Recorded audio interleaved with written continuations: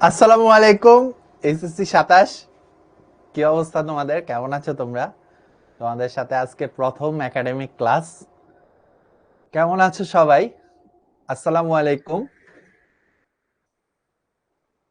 হ্যাঁ, ওয়ালাইকুম আসসালাম। ভাই কেমন আছো?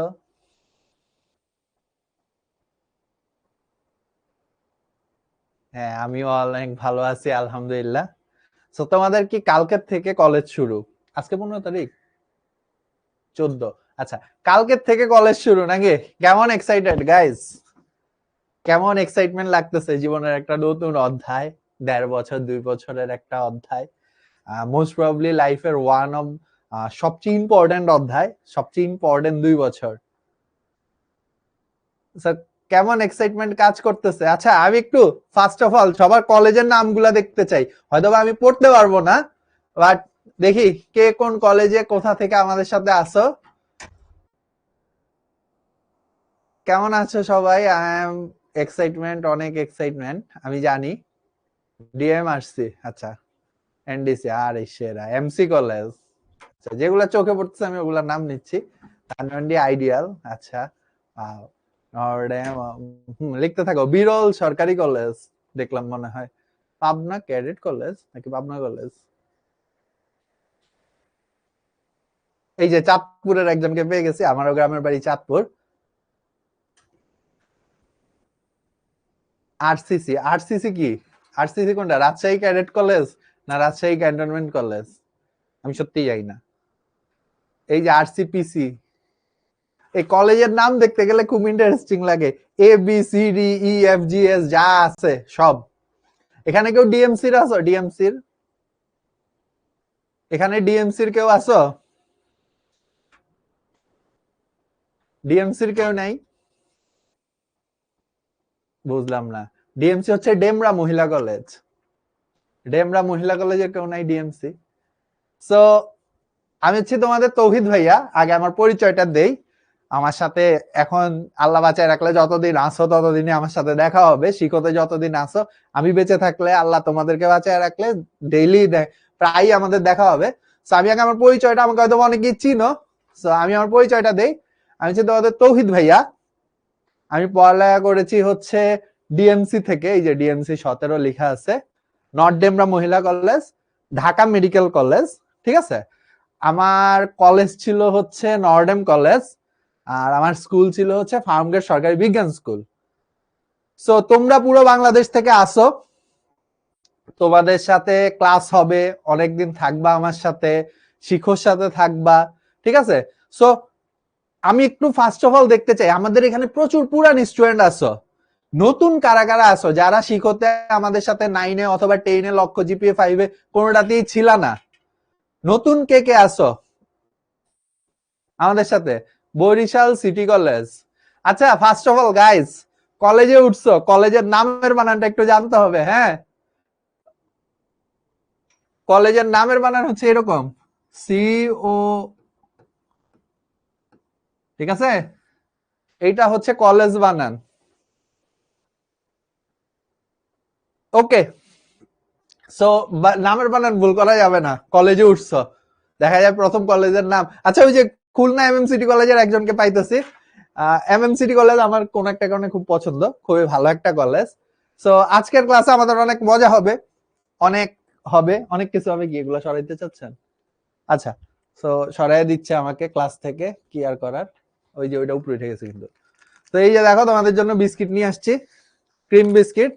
ওদেরকে বলছিলাম হচ্ছে ওরিও আনতে, ওরা ওরিওর ই ও পায় নাই, ওরা শুধু ওরে নিয়ে আসছে।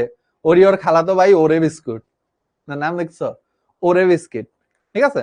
তো আজকে যারা পড়ালেখা করবা, যাদের কোশ্চেন জিজ্ঞেস করবো, যারা পারবা তাদেরকে হচ্ছে এই ওরে বিস্কুট খেতে দেবো, এই যে ওরে বিস্কিট, ঠিক আছে। আচ্ছা, তো আমরা পড়াশোনা শুরু করবো। বায়োলজি, ইন্টারের বায়োলজি খুবই ইজি, খুবই খুবই খুবই ইজি। হ্যাঁ, আমি কেমন বিস্কুট নিয়ে দাঁড়ায় থাকবো? না থাকবে বিস্কুট এখানে। সো ইন্টারের বায়োলজি খুবই ইজি। সো এখানে ফার্স্ট অফ অল আমরা বায়োলজি প্রথম চ্যাপ্টার, সেকেন্ড পেপারের ফার্স্ট চ্যাপ্টার শুরু করব, প্রাণী শ্রেণীবিন্যাস ও বিভিন্নতা। বই কোনটা কিনা লাগবে? বই কিনা লাগবে হচ্ছে গাজী আজমল স্যারের বই, গাজী আজমল। সেকেন্ড পেপার আমাদের কোন বই কিনা লাগবে? গাজী আজমল স্যারের বই, ঠিক আছে। সো সবাই আমরা হচ্ছে এই বইটা কিনে ফেলো, গাজী আজমল স্যারের সেকেন্ড পেপার। তোমাদের মোটামুটি সব কলেজেই হচ্ছে ফার্স্ট পেপার বায়োলজি এবং সেকেন্ড পেপার বায়োলজি একসাথে পড়াবে। আমরাও শিখতে first paper biology second paper biology একসাথে পড়াবো। আমি আজকে তোমাদের প্রথম অধ্যায় শুরু করতেছি, শ্রেণীবিন্যাস ও প্রাণীর বিভিন্নতা, ঠিক আছে। আচ্ছা, সো চলো আমরা আস্তে আস্তে শুরু করি। সো ফার্স্টে পড়ায় ঢুকার আগে, ইন্টারনাল বায়োলজি অনেক ইজি, খুবই ইজি, আজকে পড়লেই বুঝতে পারবা। সো আগে আমাকে একটা জিনিস জানাও যে এখানে কে কি হইতে চাও, কে ইঞ্জিনিয়ার হইতে চাও, কে ডাক্তার হইতে চাও, কে হচ্ছে ধরো আর্মি হইতে চাও, আর্মি অফিসার হইতে চাও, বা হচ্ছে পাইলট হইতে চাও। এক একজনের এক এক স্বপ্ন থাকে। তো আমরা আগে শুরু করি তোমাদের স্বপ্ন দিয়ে। স্বপ্ন দেখলেই বোঝা যায় যে আসলে ইন্টারের বায়োলজি কেন অনেক ইম্পর্টেন্ট। কারণ আমি এখানে যা দেখতেছি বেশিরভাগই একটা জিনিসই হইতে চাও। কি হইতে চাও?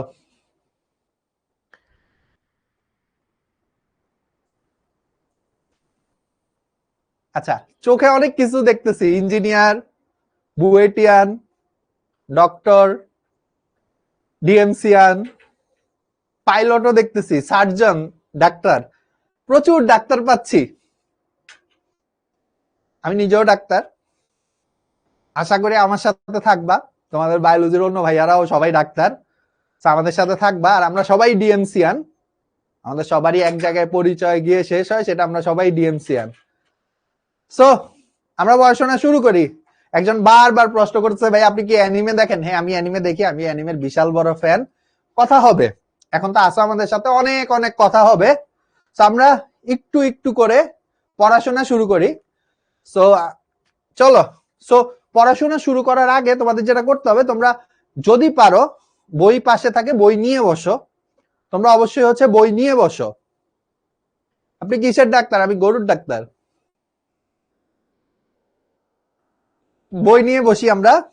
আচ্ছা, আজকে আমরা বেশ কিছু টপিক পড়বো, খুবই ইজি টপিক।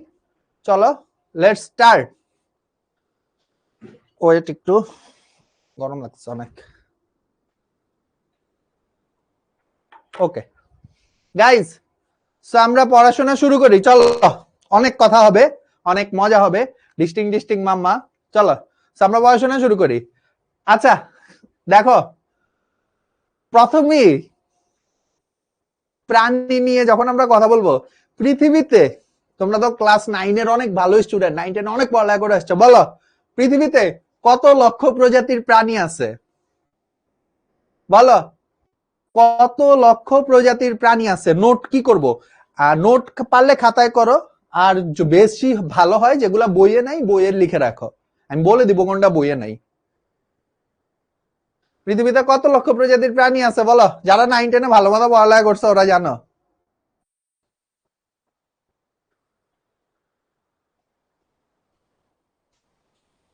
আচ্ছা, আমরা 9-10-এ পড়ছিলাম যে পৃথিবীতে 13 লক্ষ প্রজাতির প্রাণী আছে। ইন্টারে উঠে 2 লাখ বেড়ে গেছে, যেহেতু বড় হইছো, 2 বছর 9-10-এ পড়ালেখা করছো, সেই 2 বছরে 2 লাখ বেড়ে গেছে।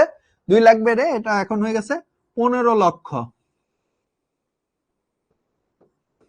পৃথিবীতে এখন কত প্রজাতির প্রাণী আছে? 15 লক্ষ।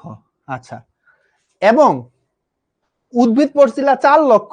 সো উদ্ভিদের মধ্যে আবার টাইপ আছে, বিভিন্ন টাইপের উদ্ভিদ পাওয়া যায়। সো বইয়ে লেখা আছে যেটা, সেটা হচ্ছে 2,70,000 প্রজাতির ভাস্কুলার উদ্ভিদ আছে। এখন তোমাদের মাথায় প্রশ্ন আসতে পারে যে ভাইয়া ভাস্কুলার উদ্ভিদ কি? ভাস্কুলার উদ্ভিদ কি? ভাস্কুলার উদ্ভিদ হচ্ছে যেসব উদ্ভিদ, ভাস্কুলার উদ্ভিদ কি? ভাস্কুলার উদ্ভিদ হচ্ছে যেসব উদ্ভিদের দেহে জাইলেম এবং ফ্লোয়েম থাকে। যেসব উদ্ভিদের দেহে জাইলেম প্লাস ফ্লোয়েম থাকে, ঠিক আছে? তোমরা পড়ছিলা জাইলেম ফ্লোয়েম 9-10-এ সেকেন্ড চ্যাপ্টারে। ফার্স্ট পেপার তো না, একটাই ছিল। সেকেন্ড চ্যাপ্টারে ওই যে উদ্ভিদ টিস্যু জাইলেম ফ্লোয়েম, এরা পরিবহনের কাজ করে। সো পৃথিবীতে 2,70,000 প্রজাতির ভাস্কুলার উদ্ভিদ আছে। ভাস্কুলার উদ্ভিদ কি? যাদের দেহে জাইলেম এবং ফ্লোয়েম আছে, এটা বইয়ে আছে, এগুলো দাগায় রাখো। পৃথিবীতে কত লক্ষ প্রজাতির প্রাণী আছে? 15 লক্ষ। আর ভাস্কুলার উদ্ভিদ আছে কত? 2,70,000। ঠিক আছে, আচ্ছা। আর এই যে হচ্ছে প্রাণী, এই যে আমাদের এই সেকেন্ড পেপার বইটা পুরাটাই হচ্ছে আমরা কি নিয়ে পড়বো? এই সেকেন্ড পেপার বইটা আমরা কি নিয়ে পড়বো? আচ্ছা, আমি এখন একটু কমেন্ট অফ রাখতেছি, আমি আবার তোমাদেরকে কমেন্ট করার সুযোগ দিব, তোমরা প্যারা দিও না। হ্যাঁ, এখন একটু কমেন্ট অফ রাখে আমরা একটু পড়ালেখায় মনোযোগ দিই। হ্যাঁ, ওকে। সো পৃথিবীতে 15 লক্ষ প্রজাতির প্রাণী এবং 2,70,000 প্রজাতির ভাস্কুলার উদ্ভিদ আছে। সো আমরা এখন যেটা নিয়ে পড়বো সেটা হচ্ছে পুরাটাই প্রাণী। ঠিক আছে, সো আমাদের ফার্স্ট পেপারে উদ্ভিদ নিয়ে, সেকেন্ড পেপারে প্রাণী নিয়ে পড়াশোনা। সো আমরা সব প্রাণী নিয়ে পড়াশোনা করব। সো ফার্স্টে আমাদের যে টপিক সেটা হচ্ছে প্রাণী বৈচিত্র্য। ব্যাপারটা আসলে কি? যেমন দেখো, তুমি একই বাসায়, তোমার ভাই বোন আছে, তুমি তোমার ভাই বোন, তোমাদের সবার জন্ম কি তোমার বাবা মা থেকে, কিন্তু তোমরা সবাই কি দেখতে একই রকম? একই রকম না। তোমার বাসায় কি আছে? মশা আছে। তোমার বাসায় কি আছে? ইঁদুর আছে। তোমার বাসায় কি আছে? তেলাপোকা আছে। যারা গ্রামে থাকো ওদের বাসায় গরু আছে। ঠিক আছে, আর তোমার বাপ মার মতে তোমাদের বাসায় একটা গরু আছে। আর যারা গ্রামে থাকো ওদের বাসায় অ্যাকচুয়ালি একটা গরু আছে, ছাগল আছে। সো তোমার সাথে কি গরু ছাগলের কোনো মিল আছে? তোমার বাবা মার চোখে হয়তো বা নাই, তোমার বড় ভাই আপুর চোখে হয়তো বা নাই, কিন্তু আমার চোখে আছে। ঠিক আছে, আমার চোখে আছে। সো এই যে দেখো, তুমি একটা পরিবেশে বাস করতেছো, তুমি দেখতে তোমার ভাইয়ের মতো না, তুমি দেখতে তোমার বোনের মতো না, তুমি দেখতে গরুর মতো না, তুমি দেখতে ছাগলের মতো না। এই যে এত বৈশিষ্ট্য, চেঞ্জ আছে না, কি বিভিন্নতা আছে না, যে এক একজন এক এক রকম। তুমি দেখতে একরকম, তোমার ভাই দেখতে একরকম, গরু দেখতে একরকম, ছাগল দেখতে একরকম। ঠিক আছে, এক একজন দেখতে কি এক এক রকম। এইটা কি বলে হচ্ছে প্রাণী বৈচিত্র্য। এটা কি কি বলে? প্রাণী বৈচিত্র্য। সো আমরা যেটা পড়তেছি সেটা হচ্ছে প্রাণী বিজ্ঞান। আমি যেটা পড়তেছি সেটা হচ্ছে প্রাণী বিজ্ঞান বা জুলজি। আর ওইখানে যে পড়াশোনা ওইটা, আচ্ছা, প্রাণী বিজ্ঞানের জনক কে? অ্যারিস্টটল। বিজ্ঞানী অ্যারিস্টটলের নাম তোমরা শুনছো? অ্যারিস্টটল। প্রাণী বিজ্ঞানের জনক কে? অ্যারিস্টটল। বা বায়োলজির জনক কে? অ্যারিস্টটল। ঠিক আছে, এটাও বইয়ে আছে। আচ্ছা, আরেকটা কথা আমি তোমাদেরকে বলে দেই, বায়োলজি শব্দটা সর্বপ্রথম প্রবর্তন করেন কে? বায়োলজি শব্দটা সর্বপ্রথম প্রবর্তন করেন কে? একটু লিখে রাখো, ল্যামার্ক। বায়োলজির জনক কে? অ্যারিস্টটল। অ্যারিস্টটল। আর বায়োলজি শব্দ সর্বপ্রথম ব্যবহার করেন কে? শব্দ সর্বপ্রথম ব্যবহার ল্যামার্ক। আর জনক কে? জনক হচ্ছে অ্যারিস্টটল। এটা একটু বইয়ের মধ্যে লিখে রাখো, বইয়ের মধ্যে জনক কে অ্যারিস্টটল লিখা আছে, কিন্তু সর্বপ্রথম শব্দকে ব্যবহার করেন বায়োলজি শব্দটা ল্যামার্ক। এটা বইয়ে লিখা নাই, লিখা আছে পরে, আমি তোমাদেরকে আগেই জানায় রাখলাম। ঠিক আছে, সো এই যে পৃথিবীতে এত প্রাণী, এদের মধ্যে এত বৈচিত্র্য। ঠিক আছে, সো এই যে বৈচিত্র্য, এটাকেই বলে প্রাণী বৈচিত্র্য। প্রাণী বৈচিত্র্য হচ্ছে 3 ধরনের। আমি তোমাদেরকে একটা একটা করে বুঝাই। ফার্স্ট হচ্ছে জিনগত বৈচিত্র্য। ভাইয়া, জিনগত বৈচিত্র্য কি? এই যে আমি তোমাকে একটু আগে বলছি, তুমি তোমার ভাই বোন অন্যরকম দেখতে। মনে করো তোমার ভাই বোন নাই, তোমার আব্বুরা ধরো 3 ভাই, তোমার আব্বু তোমার চাচা 2 জন, দেখতে একই রকম না, ভিন্ন ভিন্ন। তেমনি কি আমাদের যতই রক্তের সম্পর্ক থাকুক, আমরা সবাই কি দেখতে ভিন্ন ভিন্ন না, আলাদা আলাদা না? তেমনি বাঘের দিকে আমরা যখন তাকাই, বাঘ, বাঘকে দেখলে মনে হয় যে এরা তো সব বাঘ দেখতে একই রকম, কিন্তু বাঘের মধ্যেও কিন্তু পার্থক্য আছে। আমাদের যেমন মানুষের মধ্যে পার্থক্য বোঝা যায় আমাদের চেহারা দেখে, বা আরো যদি ভালো করে বুঝতে চাই তাহলে কি আমাদের ফিঙ্গারপ্রিন্ট দেখে হচ্ছে পার্থক্য বোঝা যায়। ঠিক আছে, তাহলে আমরা বাঘের মধ্যে কিভাবে পার্থক্য বুঝি, যে এই বাঘটা আর এই বাঘটা হচ্ছে ভিন্ন ভিন্ন? এটা আমরা কিভাবে বুঝি দেখি বলো তো? কমেন্ট অন করতেছি, দেখি কে বলতে পারে, তাকে একটা বিস্কুট দিব। যাও। বাঘের মধ্যে সবগুলা, অনেকগুলা বাঘ, এই বাঘের মধ্যে হচ্ছে আমরা আলাদা করতে পারি কিভাবে? আচ্ছা, মারুফ বলছে সবার আগে। ও আচ্ছা, এই তোমরা সেরা, তোমরা কেমনে জানো?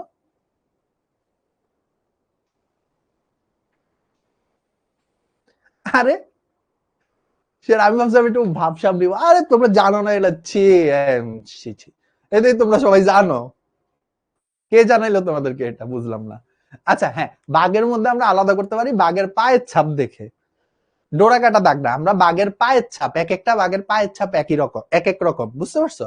তো পায়ের ছাপ দেখলে বোঝা যায় যে এইটা একটা বাঘ, ওইটা আরেকটা বাঘ। আমাদের যেমন ফিঙ্গারপ্রিন্ট, বাঘের ক্ষেত্রে হচ্ছে পায়ের ছাপ, ঠিক আছে? আচ্ছা, সো এইটাকে বলে হচ্ছে পাগ মার্ক। সো জিনগত বৈচিত্র্য কি, যে একই প্রজাতির প্রাণী হইলো আমাদের সবার কি বৈশিষ্ট্য আলাদা আলাদা, এটা কি বলে জিনগত বৈচিত্র্য। তোমরা কি এইটা জানো? তোমাদেরকে আরেকটা কথা জানাই, সেটা হচ্ছে যে আমাদের মধ্যে, আমাদের সবার মধ্যে 99.9% হচ্ছে মিল আছে, শুধুমাত্র অমিল আছে হচ্ছে 0.1%। এটাও একটু লিখে রাখো। আমাদের সবার মধ্যে 0.1% হচ্ছে অমিল আছে, আর 99.9% হচ্ছে তোমার কি মিল আছে। সো জিনের মধ্যে আমাদের কতটুকু পার্থক্য, এটা একটু বইয়ের মধ্যে লিখে রাখো। সেটা হচ্ছে 0.1%। সেটা হচ্ছে কতটুকু, আমাদের সবার মধ্যে কতটুকু অমিল আছে, জিনগত অমিল, সেটা হচ্ছে 0.1%। আচ্ছা, আসো আমি আবার হচ্ছে কমেন্ট অফ করে দেই, তারপর আমরা আবার কমেন্ট নিব, সমস্যা নেই, ঠিক আছে? আচ্ছা, এরপরে আসো হচ্ছে প্রজাতিগত বৈচিত্র্য। সো প্রজাতিগত বৈচিত্র্য এটা খুবই ইজি, যে এই যে আমরা মানুষ, আমাদের আশেপাশে কি আছে, গরু আছে, ছাগল আছে, মশা আছে, ঠিক আছে, নদীতে মাছ আছে, পুকুরে মাছ আছে, সেই যে এক একটা এক এক প্রজাতি, এইটা কি বলে হচ্ছে প্রজাতিগত বৈচিত্র্যতা। সহজ জিনিস। এইটার সাথে আরেকটা টপিক ইনক্লুডেড আছে, ওইটা নিয়ে আমি একটু পরে কথা বলতেছি, হ্যাঁ? সো প্রজাতিগত বৈচিত্র্যটা আমরা বুঝি, খুব ইজি জিনিস। এইবার আসো বাস্তুতান্ত্রিক বৈচিত্র্য। ভাইয়া হোয়াট ইজ বাস্তুতান্ত্রিক বৈচিত্র্য? 9 বাস্তুতন্ত্র পড়ছি। বাস্তুতন্ত্র কি, যে এক এক এলাকায় এক এক, যেমন একটা পুকুরে যেসব মাছ থাকে, যেসব উদ্ভিদ থাকে, নদীতে কি সেম মাছ থাকে, সেম উদ্ভিদ থাকে, বা সমুদ্রে কি সেম মাছ থাকে বা সেম উদ্ভিদ থাকে? যারা নদীতে বাঁচে ওরা সমুদ্রে বাঁচে না, যারা সমুদ্রে বাঁচে ওরা নদীতে বাঁচে না। যেমন ইলিশ মাছ, নদীর ইলিশ মাছ আর সমুদ্রের ইলিশ মাছের মধ্যে আকাশ পাতাল পার্থক্য।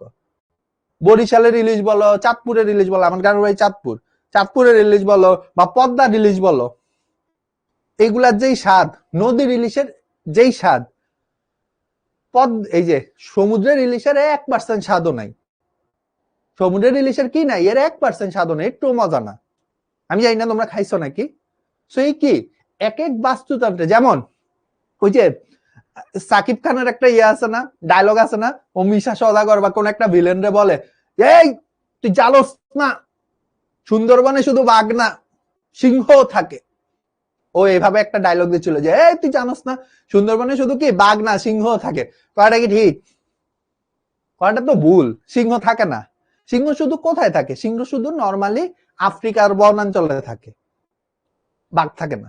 আফ্রিকাতে আবার বাঘ নাই, যেমন বাংলাদেশে বাঘ আছে, ইন্ডিয়াতে বাঘ আছে, থাইল্যান্ডে বাঘ আছে। যারা আমার সাথে ফেসবুকে অ্যাড আছো তোমরা জানো নাকি, আমি কিছু মানে দেখছো হয়তো, আমি বাঘের সাথে একটা ছবি দিয়েছিলাম, সবাই ভাবছে এআই, আসলে না, সত্যি সত্যি বাঘ।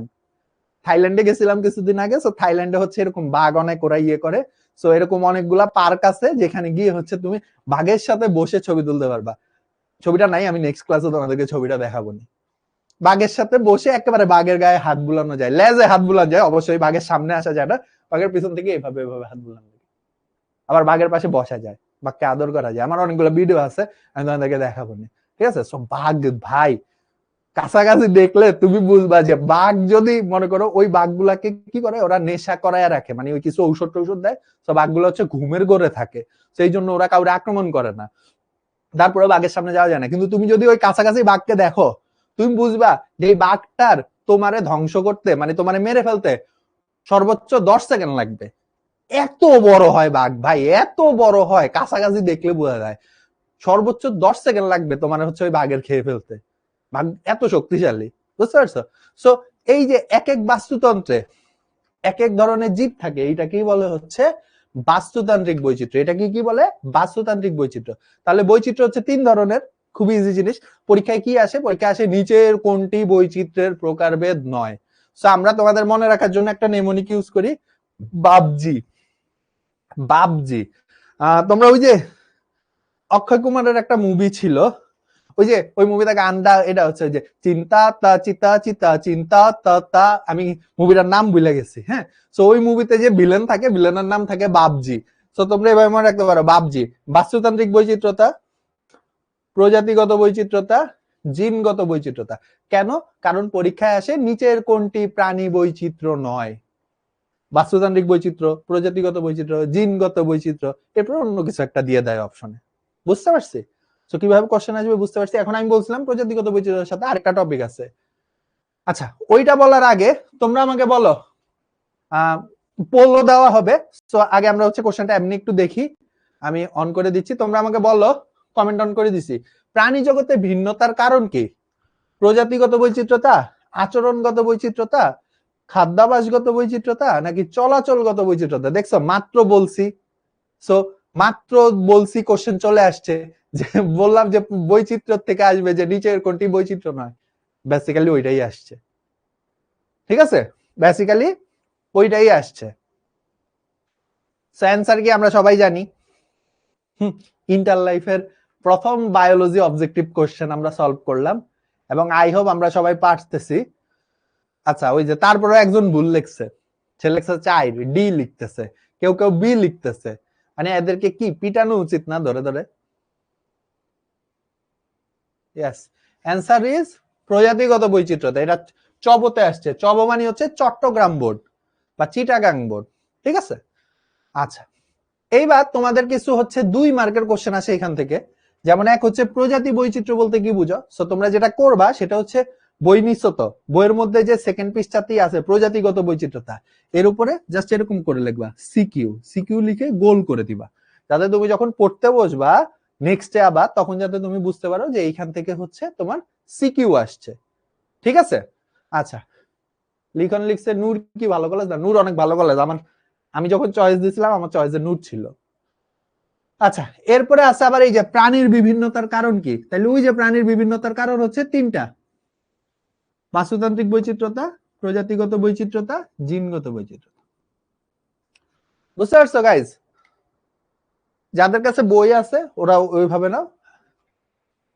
99.9% মিল বলতে কি শুধু মানুষ মানুষ? হ্যাঁ, শুধু মানুষ মানুষ, আমি জিনগত মিলের কথা বলছি। হ্যাঁ, বাবজি দিয়ে মনে রাখবা, প্রাণীর বিভিন্নতার কারণ হচ্ছে এটা। সো আসো, এরপরে আমরা আবার আরেকটা টপিক আছে। সো আমি আবার কমেন্ট অফ করে দিচ্ছি, কমেন্ট আবার নিব, প্যারা খাও না তোমরা। আচ্ছা, একটা টপিক আছে, ওইটা প্রজাতিগত বৈচিত্র্যতার মধ্যে পড়ে, হটস্পট। হটস্পট কি ভাইয়া? তোমরা মোবাইলে যে হটস্পট দাও, এটা ওই হটস্পট না। এইটা হচ্ছে, ব্যাপারটা হচ্ছে এরকম যে ধরো তুমি সুন্দরবন গেছো, গেছো নাকি সুন্দরবন? আমি গেছি সুন্দরবন, অনেক সুন্দর জায়গা। ঠিক আছে, নামই সুন্দর। সো অ্যাকচুয়ালি সুন্দরবন অনেক সুন্দর জায়গা। আর অনেকের আসো বাড়ি হয়তো বা সুন্দরবন। ওই যে আমাদের একটা স্টুডেন্ট ছিল না, ও এবার সুন্দরবনের থেকে হচ্ছে এনডিসি তে চান্স পাইছে, ওর স্কুলের ওই ফার্স্ট ডে এনডিসি তে চান্স পাইছে।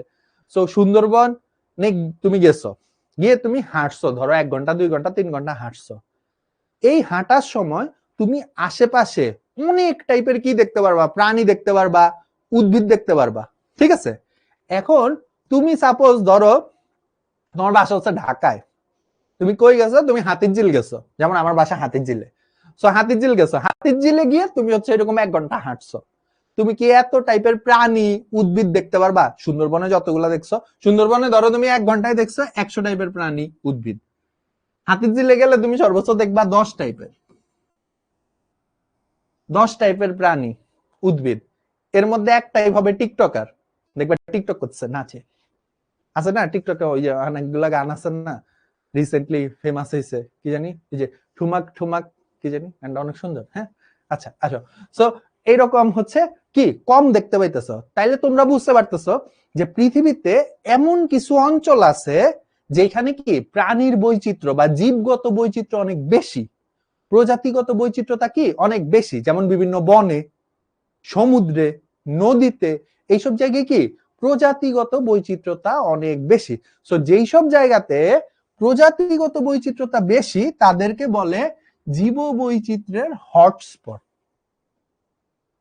যেসব জায়গাতে প্রজাতিগত বৈচিত্র্যতা অনেক বেশি এদেরকে বলে হচ্ছে জীব বৈচিত্র্যের হটস্পট। যেমন সবচেয়ে বেশি জীব বৈচিত্র্যের হটস্পট দেখা যায় অস্ট্রেলিয়াতে। অস্ট্রেলিয়াতে আমি জানি না তোমরা জানো নাকি, অস্ট্রেলিয়াতে মানুষের চেয়ে হচ্ছে বিভিন্ন উদ্ভিদ প্রাণীর সংখ্যা বেশি। মানুষের চেয়ে ওখানে খরগোশ বেশি। যেমন অস্ট্রেলিয়াতে ইমু পাখির নাম শুনছো নাকি? উট পাখির মতো দেখতে অনেকটা।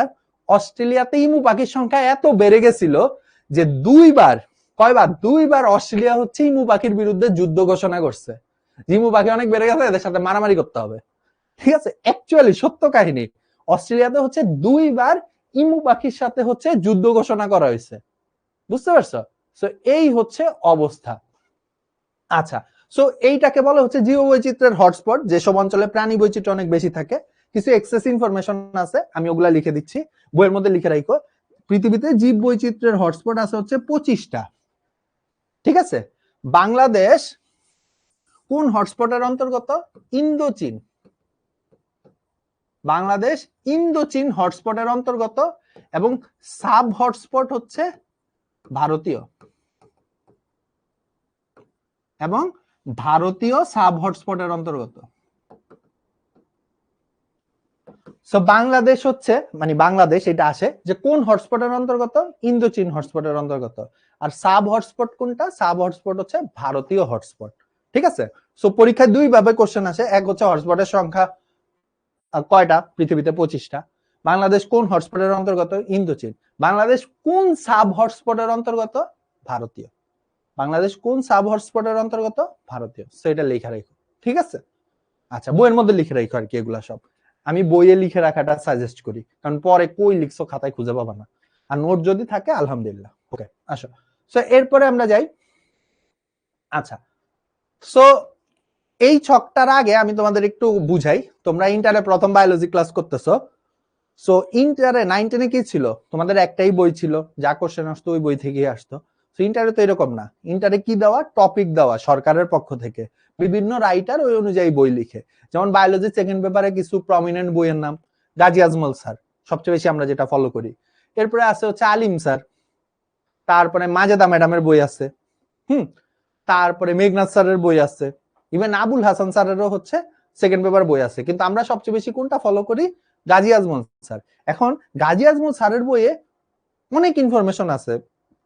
তোমার পরীক্ষার হলে যা আসবে পরীক্ষায় তার 80% আসবে হচ্ছে গাজী আজমল স্যারের বই থেকে, কিন্তু বাকি 20% কোশ্চেন আসবে হচ্ছে অন্যান্য বই থেকে। এখন তোমার পক্ষে কি বায়োলজি সেকেন্ড পেপার 5টা বই পড়া পসিবল, বা 3টা বই পড়া পসিবল? যে তুমি যদি Alim sir, Majeda madam, Azmal sir তিনটাও পড়তে চাও, পসিবল?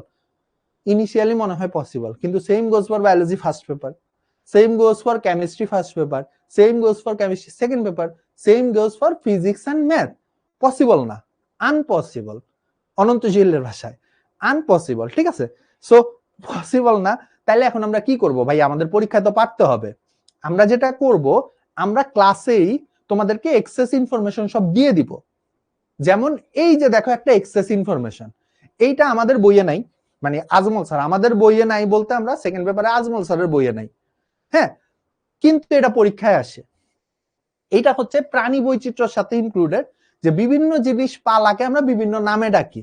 যেমন কীট পতঙ্গ সম্পর্কিত, কীট পতঙ্গ রিলেটেড পড়ালেখাকে বলা হয় এন্টোমোলজি। মাছ নিয়ে পড়ালেখাকে বলা হয় ইকথিওলজি। পাখি নিয়ে পড়ালেখাকে বলা হয় অর্নিথোলজি।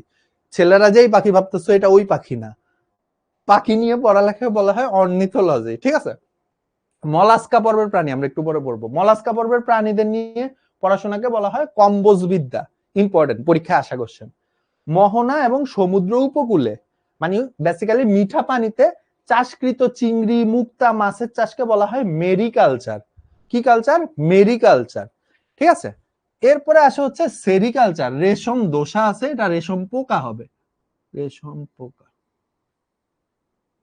ঠিক আছে, সো রেশম পোকার চাষকে বলা হয় সেরিকালচার। মৌমাছির চাষকে বলা হয় এপিকালচার।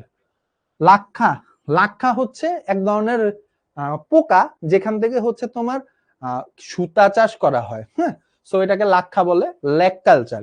এরপরে স্বাদু পানিতে চিংড়ি, মুক্তা, মাছ চাষকে বলা হয় অ্যাকুয়া কালচার। আবার দেখো এখানে দেখো, মোহনা সমুদ্র উপকূলে চিংড়ি, মুক্তা, মাছ চাষকে বলা হয় মেরিকালচার। সো তাইলে স্বাদু পানিরটা হচ্ছে অ্যাকুয়া কালচার, আর মোহনা সমুদ্র উপকূলেরটা হচ্ছে মেরিকালচার। পার্থক্য আছে। এরপরে লাস্ট হচ্ছে মাছের চাষকে বলা হয় পিসিকালচার। ঠিক আছে, এটা বইয়ে নাই, কিন্তু তুমি যখন মিড টার্ম পরীক্ষা দিতে যাবা বা কলেজে হচ্ছে ফার্স্ট টার্ম পরীক্ষা দিতে যাবা, ফার্স্ট কোশ্চেনই থাকবে ধরো মৌমাছি পালনকে কি বলে। তুমি তো বাবা ভাইয়া এইটা বাহির থেকে আসছে, কিন্তু কোনো লাভ নাই, কারণ ইন্টারের বইয়ে যাই আসে কোনো কিছুই বাহির থেকে আসে না। তুমি 9-10-এ স্যাররা যা বলো এটা বাইরে থেকে আসছে, ইন্টারের বইয়ে নো বাহির, কোনো না কোনো বইয়ে আছে। বোর্ডের দেওয়া মোস্ট প্রবাবলি 10টা বই আছে বোর্ড অনুমোদিত, 10টা বইয়ের কোথাও না কোথাও থেকে আছে। সো এই জন্য কি হবে, আমরা মেইন মেইন জিনিস যেগুলো পরীক্ষাতে আসে ওগুলো আমরা পড়ে নিব। আমি সাইডে চাপতেছি, তোমরা এইটা এখন স্ক্রিনশট তুলে রাখো। পরে যেটা করবা সেটা হচ্ছে বইয়ের মধ্যে স্টিকি নোট দিয়ে লিখে রাখবা, অথবা যে যেমনে পারো লিখে রাখবা যাতে না হারায়। অবশ্যই মাস্ট 7 স্টার এমসিকিউ, 7 স্টার মানে এমসিকিউর জন্য হাইপার ইম্পর্টেন্ট। ঠিক আছে, এমসিকিউর জন্য হাইপার ইম্পর্টেন্ট। ঠিক আছে, সো এই জিনিসটা হচ্ছে আমাদের পড়া লাগবে, এই জিনিসটা হচ্ছে কি করা লাগবে, আমাদের পড়া লাগবে। পারবো আমরা গাইজ? আমি নেক্সট ক্লাসে তোমাদের পড়া ধরবো এখান থেকে। যে পারবে, সবার আগে যে পারবে তাকে হচ্ছে আমি একটা আইসক্রিম খাওয়াবো 100%। ঠিক আছে, তারে আমি একটা আইসক্রিম খাওয়াবো 100%। আচ্ছা, সো এরপরে আসি আমরা, এইবার আসি প্রাণী শ্রেণীবিন্যাসের ভিত্তি। আচ্ছা, এতক্ষণ পর্যন্ত আমরা যা পড়াইছি এর মধ্যে কারো কোনো প্রশ্ন আছে? আমি একটু প্রশ্ন নেই, বলো। ভাইয়া সিকিউ এক্সপ্লেন করেন, এখান থেকে সিকিউ আসে না কিছু, সো প্যারা খাও না তোমরা। কারো কোনো প্রশ্ন? ভাইয়া ডিএমসি থেকে মোট 8 পয়েন্ট নিবে, 8 পয়েন্ট নিবে মানে বুঝি নাই, প্রশ্নটা বুঝি নাই।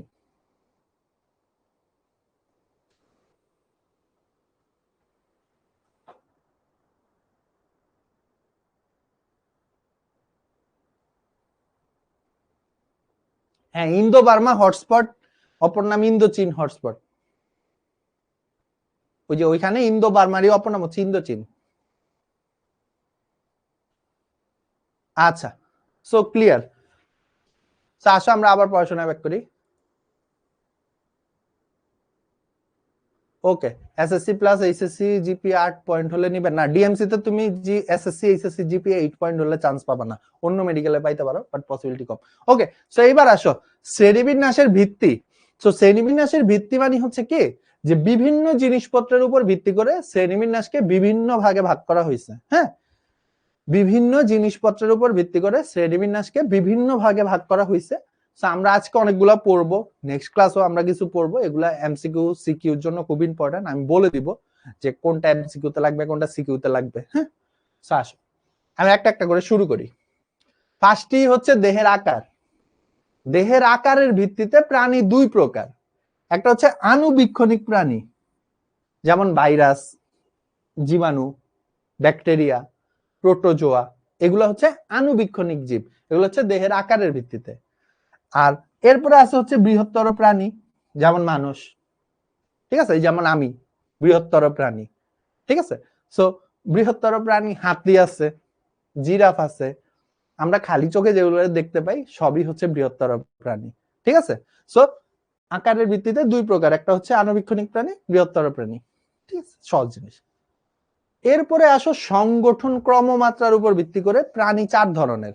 সো এইটা আমি পড়াবো, এর আগে আমি আরেকটা টপিক তোমাদেরকে পড়ায় দিব, সেটা হচ্ছে মেরুদণ্ড। এই যে আমাদের পিছনে যে মেরুদণ্ড, শিক্ষা এই জাতির মেরুদণ্ড। ঠিক আছে, এই যে আমাদের যে শিক্ষা, যাদের শিক্ষা আছে, সো এই যে শিক্ষা জাতির মেরুদণ্ড, মেরুদণ্ডকে আমরা মেডিকেলের ভাষায় কর্ডেট বলি বা নটোকর্ড বলি। সো নটোকর্ড হচ্ছে উন্নত হয়ে মেরুদণ্ডে পরিণত হয়, এটা আমরা পরে পড়বো। সেই নটোকর্ড মানে মেরুদণ্ড বেসিক্যালি আছে নাকি নাই এর উপর ভিত্তি করে প্রাণীরা হচ্ছে দুই প্রকার। সো যাদের মেরুদণ্ড নাই মানে যারা অশিক্ষিত, ওদেরকে বলা হচ্ছে নন কর্ডেট প্রাণী, নন কর্ডেট বা নন কর্ডাটা পর্বের প্রাণী। আর যাদের মেরুদণ্ড আছে তাদেরকে বলা হচ্ছে কর্ডাটা। ঠিক আছে, সো কর্ডাটা হচ্ছে একটা পর্ব, নন কর্ডাটার মধ্যে অনেকগুলা পর্ব আছে, মানে অনেক টাইপের নন কর্ডাটা প্রাণী আছে। সো এর মধ্যে 8টা হচ্ছে প্রধান পর্ব।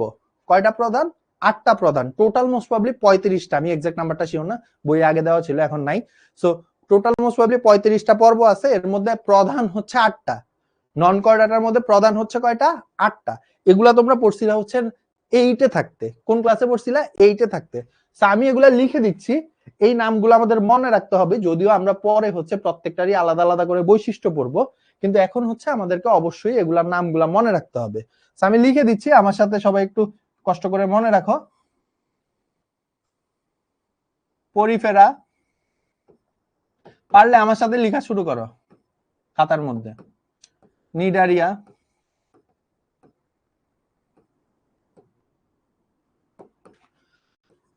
প্লাটিহেলমিনথেস,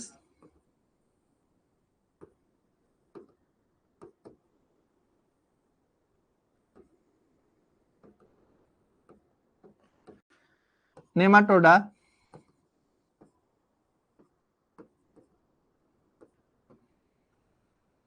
মলাস্কা,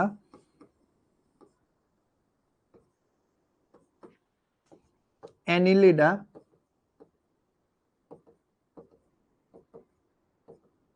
সেখানে জায়গা নেই দেখে আমি এই পাশে লিখতেছি, আর্থ্রোপোডা,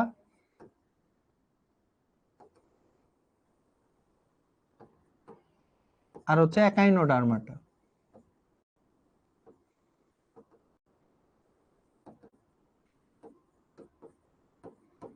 ঠিক আছে? সো ফার্স্টে হচ্ছে পরিফেরা। সো পরিফেরা পর্বের প্রাণীগুলো দেখতে কেমন?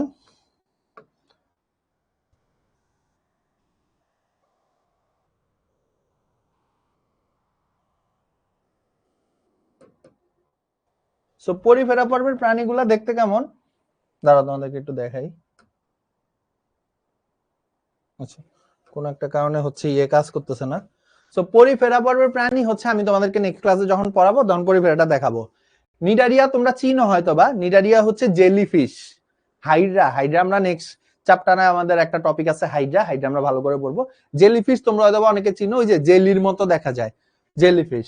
এরপরে আছে প্লাটিহেলমিনথেস, নেমাটোডা, এরা দুইজনই হচ্ছে কৃমি। কৃমি নিয়ে আমরা খুব ভালো করে পড়বো। কৃমি সবাই চিনো, সবাই কৃমিনাশক ঔষধ খাইতে হয়। এরপরে আছে হচ্ছে মলাস্কা, মলাস্কাও চিনো, শামুক, ঝিনুক, এগুলা তো চিনো, শামুক ঝিনুক হচ্ছে মলাস্কা। অ্যানিলিডাও চিনো, মেয়েদের খুবই ফেভারিট অ্যানিলিডা, জোক, কেঁচো। ঠিক আছে? এরপরে আছে আর্থ্রোপোডা, আর্থ্রোপোডাও হচ্ছে তোমাদের খুব ফেভারিট। তেলাপোকা, ঘাসফড়িং, চিংড়ি মাছ, এগুলা সব হচ্ছে আর্থ্রোপোডার মধ্যে পড়ছে। লাস্ট হচ্ছে একাইনোডার্মাটা, এইটা হয়তোবা তোমরা ওইভাবে চিনো না। স্টারফিশ চিনো নাকি? যে ওই যে স্টারের মতো দেখতে, মানে তারার মতো দেখতে, স্টারফিশ। সো স্টারফিশ হচ্ছে একাইনোডার্মাটার মধ্যে পড়ছে। সমুদ্র শসা বলে একটা প্রাণী আছে, আমি তোমাদের দেখাবো ছবি, ওইটা হচ্ছে একাইনোডার্মাটার মধ্যে পড়ছে। হ্যাঁ, সো আমাদের এই নামগুলো একটু কষ্ট করে মনে রাখতে হবে। আমি জানি তোমাদের অনেক কষ্ট হবে, কিন্তু একটু মনে রাখতে হবে। Porifera, Cnidaria, Platyhelminthes, nematoda. আচ্ছা, যেই সিরিয়ালে লিখছি ওইভাবে মনে রাখতে হবে। উল্টাপাল্টা করে 9-10-এ যেমন ছিল উল্টাপাল্টা করে মনে রাখা যেত, ওইভাবে যাবে না। Porifera, Cnidaria, Platyhelminthes, nematoda, mollusca, Annelida, arthropoda, Echinodermata. Porifera, Cnidaria, Platyhelminthes, nematoda, mollusca, Annelida, arthropoda, Echinodermata. ঠিক আছে? সো আসো, সো ওই যে একটু আগে আমরা যেমন বাবজি দিয়ে মনে রাখছিলাম না, বাবজি দিয়ে। সো তোমাদেরকে আমি একটা টাস্ক দেই। টাস্ক হচ্ছে এই যে 8টা আছে, এই 8টাকে মনে রাখার জন্য এরকম একটা ছন্দ তৈরি করো। ছন্দ তৈরি।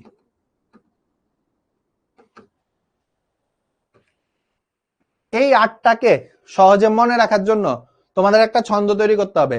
যার ছন্দ সবচেয়ে সুন্দর হবে তার জন্য পুরস্কার আছে। ঠিক আছে? সো আমি নেক্সট ক্লাসে তোমাদের থেকে ছন্দগুলা নিব, আমি জিজ্ঞেস করব ক্লাসে এসে, যার ছন্দ সবচেয়ে সুন্দর হবে তার জন্য হচ্ছে পুরস্কার আছে। সো এই 8টাকে নিয়ে একটা ছন্দ বানাইতে হবে। একটু আগে যেমন আমরা ওই যে বাবজি ছিল, বাস্তুতান্ত্রিক, প্রজাতিগত, জিনগত, সো তেমনি এই 8টাকে নিয়ে একটা ছন্দ বানাবা। ছন্দ বানায় মনে রাখবো আমরা। হ্যাঁ, সো তোমরা বানাবা, তোমাদের কাজ এটা। ওকে, সো চলো সংগঠন ক্রমমাত্রা পড়ি। সো সংগঠন ক্রমমাত্রার জন্য আমি একটু তোমাদের কমেন্টটা অন করে দেই। অন্য কোনো কোশ্চেন না, জাস্ট পড়ালেখা রিলেটেড আমি বলতেছি। সো সংগঠন ক্রমমাত্রা, আমাদের দেহ কি দ্বারা গঠিত বলো? আমাদের দেহ কি দ্বারা গঠিত? আচ্ছা ওই যে মোহনা কি জিজ্ঞেস করছো তোমরা ক্লাসের শেষে জিজ্ঞেস করে আমি অ্যান্সার দিয়ে দিব। এই আমার দেহ কি দ্বারা গঠিত? ভাইয়া বায়ো মেইন নিছি, এক্সাম দিতে পারবো? হ্যাঁ দিতে পারবো, সমস্যা নেই। ইয়েস, আমাদের দেহ কি দ্বারা গঠিত? মাশাআল্লাহ, আমাদের দেহ কোষ দ্বারা গঠিত। ঠিক আছে, আমাদের দেহ কি দ্বারা গঠিত? আমাদের দেহ হচ্ছে কোষ দ্বারা গঠিত। আচ্ছা, এইবার অনেকগুলা কোষ মিলে কি গঠন করে? অনেকগুলা কোষ মিলে কি গঠন করে? টিস্যু। অনেকগুলা কোষ মিলে কি গঠন করে? টিস্যু বা কলা। অনেকগুলা কলা মিলে কি গঠন করে বলতো? অনেকগুলা কলা মিলে কি গঠন করে? ইয়েস, অনেকগুলা কলা মিলে গঠন করে হচ্ছে অঙ্গ। আর অনেকগুলো অঙ্গ মিলে কি গঠন করে? তোমরা পারো, এটাতে সবাই আটকে যায়, দেখি বলতো। অনেকগুলো অঙ্গ মিলে কি গঠন করে?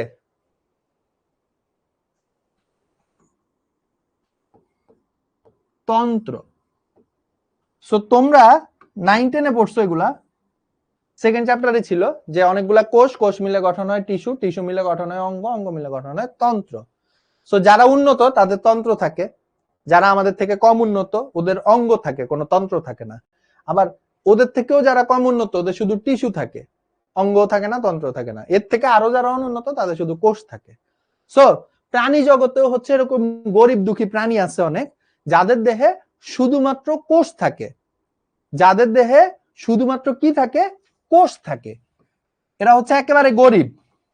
ঠিক আছে, এরা হচ্ছে একেবারে গরিব, এদেরকে বলা হয় কোষীয় মাত্রার প্রাণী।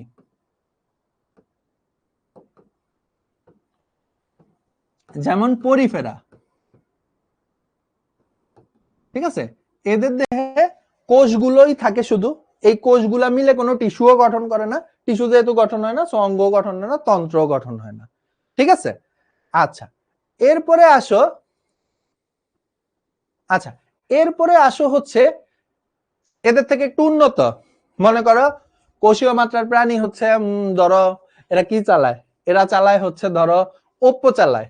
ঠিক আছে, ওপ্পো বা আইটেল। আইটেল চালাও না? আমার একটা আইটেলের ফোন আছে, হ্যাঁ। সো এরা হচ্ছে একেবারে। এবার আসো এদের থেকে একটু উন্নত, এরা কি চালায়? এরা ধরো হচ্ছে রেডমি চালায় বা হচ্ছে রিয়েলমি চালায়। ঠিক আছে, আমার জীবনের প্রথম ফোন ছিল হচ্ছে রেডমি। এরা হচ্ছে একটু উন্নত। সো এরা কি? এদের দেহে কোষ থাকে, ওই কোষগুলা মিলে হচ্ছে টিস্যু হয়। ঠিক আছে, এদের দেহে কোষ থাকে, কোষগুলা মিলে টিস্যু হয়, কিন্তু ওই টিস্যুগুলা মিলে কখনো অঙ্গতে আর পরিণত হইতে পারে না। সো এদেরকে বলে হচ্ছে কোষ টিস্যু মাত্রার প্রাণী।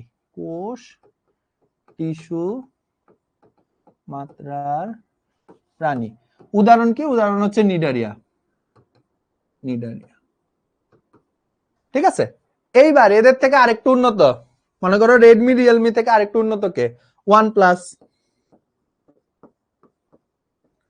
বা ধরো হচ্ছে ওই যে পিক্সেল, গুগলের পিক্সেল, বা ধরো হচ্ছে ওই যে নাথিং ফোন। হ্যাঁ, সো এরা হচ্ছে আরেকটু উন্নত। কারা? এদের দেহে কোষ থাকে, কোষগুলা মিলে টিস্যু গঠন হয়, টিস্যুগুলা মিলে অঙ্গ গঠন হয়, টিস্যুগুলা মিলে কি হয়? অঙ্গ গঠন হয়, কিন্তু ওই অঙ্গগুলা মিলে আর কোনো তন্ত্র গঠন হয় না। সো এই ধরনের প্রাণীকে বলে হচ্ছে টিস্যু অঙ্গ মাত্রার প্রাণী। টিস্যু অঙ্গ মাত্রার প্রাণী। উদাহরণ কি? উদাহরণ হচ্ছে প্লাটিহেলমিনথেস।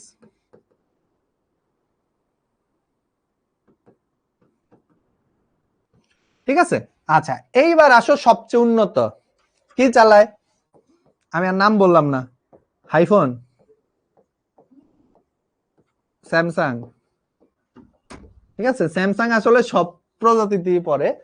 সো এরা হচ্ছে সবচেয়ে উন্নত, সবচেয়ে বড় লোক। এরা হচ্ছে এদের দেহে কোষ আছে, কোষ মিলে টিস্যু হয়, টিস্যু মিলে অঙ্গ হয়, আবার অঙ্গ মিলে কি হয়? তন্ত্র হয়। সো এদেরকে বলা হচ্ছে অঙ্গতন্ত্র মাত্রার প্রাণী। এদেরকে কি বলে? অঙ্গতন্ত্র মাত্রার প্রাণী। সো নেমাটোডা থেকে শুরু করে শেষ পর্যন্ত মানে সবাই, বাকি সবাই এই মাত্রার প্রাণী। ঠিক আছে, সো যারা উন্নত ওদের মধ্যে অঙ্গতন্ত্র দেখা যায়, আর এই অঙ্গতন্ত্র মাত্রার প্রাণী হচ্ছে যেমন আমরা অঙ্গতন্ত্র মাত্রার প্রাণী। সর্বপ্রথম কাদের মধ্যে অঙ্গতন্ত্র মাত্রা দেখা যায়? সর্বপ্রথম কাদের মধ্যে অঙ্গতন্ত্র মাত্রা দেখা যায়? এটার নাম হচ্ছে নিমার্টিয়ান পর্বের প্রাণীতে। নিমার্টিয়ান, এটা একটু মনে রাখতে হবে। সর্বপ্রথম কাদের মধ্যে অঙ্গতন্ত্র মাত্রা দেখা যায়? নিমার্টিয়ান পর্বের প্রাণীতে। ঠিক আছে, সর্বপ্রথম কাদের মধ্যে হচ্ছে অঙ্গতন্ত্র মাত্রা দেখা যায়? নিমার্টিয়ান পর্বের প্রাণীতে। এরপরে শুরু নেমাটোডা থেকে শুরু করে শেষ পর্যন্ত, মানে আমরা সবাই হচ্ছে উন্নত। সো তাইলে সবার নিচে আসে কে? সবার নিচে হচ্ছে কোষীয় মাত্রার প্রাণী, পরিফেরা। তারপরে এদের থেকে উন্নত হচ্ছে কোষ টিস্যু মাত্রার প্রাণী, নিডারিয়া। তারপরে এদের থেকে উন্নত হচ্ছে টিস্যু অঙ্গমাত্রার প্রাণী, প্লাটিহেলমিনথেস। তারপরে গিয়ে একেবারে সবচেয়ে উন্নত হচ্ছে অঙ্গতন্ত্র মাত্রার প্রাণী, নেমাটোডা থেকে শুরু করে শেষ পর্যন্ত। ঠিক আছে, মনে থাকবে। সো এরা হচ্ছে একেবারে গরিব, গরিবদের থেকে আরেকটু উন্নত, এর থেকে আরেকটু উন্নত, এর থেকে সবচেয়ে বেশি উন্নত। ঠিক আছে, কোষীয় মাত্রা, কোষ টিস্যু মাত্রা, টিস্যু অঙ্গমাত্রা এবং অঙ্গতন্ত্র মাত্রা। সো যারা Oppo, itel, Redmi, Realme, OnePlus, pixel চালাও, কোনো প্যারা নাই, একটা সময় তুমিও আইফোনে ব্যাক করবা। আমার জীবনের প্রথম ফোন ছিল হচ্ছে নোকিয়া ফোন। এরপরের ফোন ছিল হচ্ছে শাওমির, মানে এই যে রেডমি, শাওমির। এরপরের ফোন ছিল হচ্ছে ওয়ানপ্লাস, কিনি নাই আমি। এরপরের ফোন ছিল হচ্ছে আইফোন। সো প্যারা নাই, যে যেখানেই আসো শেষ পর্যন্ত উন্নত প্রাণীতে যাইতে পারবা, কোনো প্যারা খাও না। এরা যাইতে পারবে না, পরিফেরারা যতই চেষ্টা করে এরা আর উন্নত হইতে পারবে না। তুমি পারবা। কেমনে পারবা? পড়ালেখা করে পারবা, ডিএমসি তে চান্স পেয়ে পারবা, বুয়েটে চান্স পেয়ে পারবা। ঠিক আছে, so Porifera, Cnidaria, Platyhelminthes, nematoda. Okay guys, বুঝতে পারছি, মনে থাকবে, আই হোপ মনে থাকবে। প্রশ্ন আসে, পারবা, আমার তোমাদের উপর বিশ্বাস আছে। হ্যাঁ, ওকে। সো এই যে কোষীয় মাত্রা, কোষ টিস্যু মাত্রা, টিস্যু অঙ্গমাত্রা, অঙ্গতন্ত্র মাত্রা। ঠিক আছে, শেষ পর্যন্ত। ওকে, এরপরে আসো হচ্ছে জীবন পদ্ধতি। জীবন পদ্ধতির উপর ভিত্তি করে প্রাণীদেরকে 4 ভাগে ভাগ করা হয়। এক হচ্ছে মুক্তজীবী, যেমন কবুতর, এরা হচ্ছে মুক্তজীবী, মানে এরা কারো উপর নির্ভরশীল নয়। এরা যেখানে খাবার পায় ওইখানে গিয়ে খাবার খেয়ে বেঁচে থাকে, এরা কারো উপর নির্ভরশীল না। এরপরে আছে মিথজীবী। মিথজীবী তোমরা 9, 10-এ পড়ছো, ওই যে দুইজন একসাথে থাকে, দুইজনেরই হেল্প হয়। আমরা এটা আরো সামনে ভালো করে পড়বো। ক্লোরোহাইড্রা বিরিডিসিমা, জুক্লোরেলা শৈবাল, এটা হাইড্রা চ্যাপ্টারে আছে। হ্যাঁ, কোনো টেনশন নিও না, আমরা সামনে এটা ভালো করে পড়বো। এরপরে আছে হচ্ছে পরজীবী, এই যে ছেলেদের বেশি থাকে কৃমি। কৃমি কি করে? খালি কিলবিল কিলবিল করে। সব পরজীবী হচ্ছে কৃমি, যারা অন্যের দেহ থেকে খাবার নিয়ে বেঁচে থাকে। আর লাস্টে আছে হচ্ছে সহজীবী। এখানে দুইটা ভিন্ন প্রজাতির প্রাণী একসাথে বাস করে, কেউ কারো দ্বারা উপকৃত হয় না, কেউ কারো দ্বারা ক্ষতিগ্রস্ত হয় না। 9, 10-এ পড়ছিলাম। হ্যাঁ, আমরা কিসের মধ্যে পড়ি আসলে? বলো তো দেখি, আমরা কিসের মধ্যে পড়তে পারি? আমরা আসলে মিক্সড, বুঝছো? আমরা মুক্তজীবীও, যে খুব যে কারো উপর নির্ভরশীল, মিথজীবীও, কারণ অন্য প্রাণী আমাদেরকে হেল্প করে, আমরা অন্য প্রাণীকে হেল্প করি। সহজীবীও, এমন অনেক প্রাণী আছে আমাদের সাথে থাকে, আমরা কোনো হেল্প হয় না, ওদেরও কোনো হেল্প হয় না, কিন্তু দুইজন একসাথে থাকে। ঠিক আছে, সো আমরা আসলে মিক্সড আপ, আমরা একটার মধ্যে পড়ি না। গেল, এগুলো পরীক্ষায় আসে না, জাস্ট জানানোর জন্য। এইবার আসো, এইটা পরীক্ষায় আসে, খুব ইম্পর্টেন্ট, এটা পরীক্ষায় আসে। হ্যাঁ, ওই যে লিখতেছো ভাইয়া ডিএমসি তে চান্স পেতে হলে কি করতে হবে, এগুলো ভালো মতো জানতে হবে। সো গাইজ, 9, 10-এ আমরা পড়ছিলাম আমাদের দেহে, মানে আমাদের দেহে না, মানুষে শুক্রাণু এবং ডিম্বাণু মিলিত হয়ে কি গঠন করে বলতো? শুক্রাণু প্লাস ডিম্বাণু মিলিত হয়ে কি গঠন করে? জাইগোট। এরপরে কি হয়? এই জাইগোটে মাইটোসিস হয়। দেখি আমি তোমাদের কমেন্ট অন করে দিচ্ছি, দেখি বলো তো এরপরে কি হয়? এই জাইগোটে হচ্ছে মাইটোসিস হয়।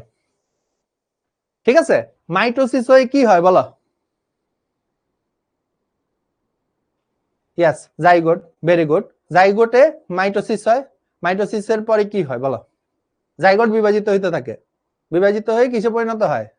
Yes, very good. প্রথমে মরুলাতে পরিণত হয়, তারপরে মরুলাতে আবার কোষ বিভাজন হয়, ব্লাস্টুলা। ব্লাস্ট চুলাতে আবার কোষ বিভাজন হয় গ্যাস চুলা। এই গ্যাস চুলাই হচ্ছে কিসে পরিণত হয় আমার শেষে ভ্রূণে পরিণত হয়, যেখান থেকে আমাদের সবার জন্ম হয়। তাহলে জাইগোট, জাইগোটের কোষ বিভাজিত হয়ে মরুলা, মরুলা থেকে ব্লাস্ট চুলা, ব্লাস্ট চুলা থেকে গ্যাস চুলা, গ্যাস চুলা থেকে ভ্রূণে। এই সব জায়গায় আমার কি হচ্ছে মাইটোসিস হচ্ছে, এই সবখানে আমার কি হচ্ছে মাইটোসিস হচ্ছে।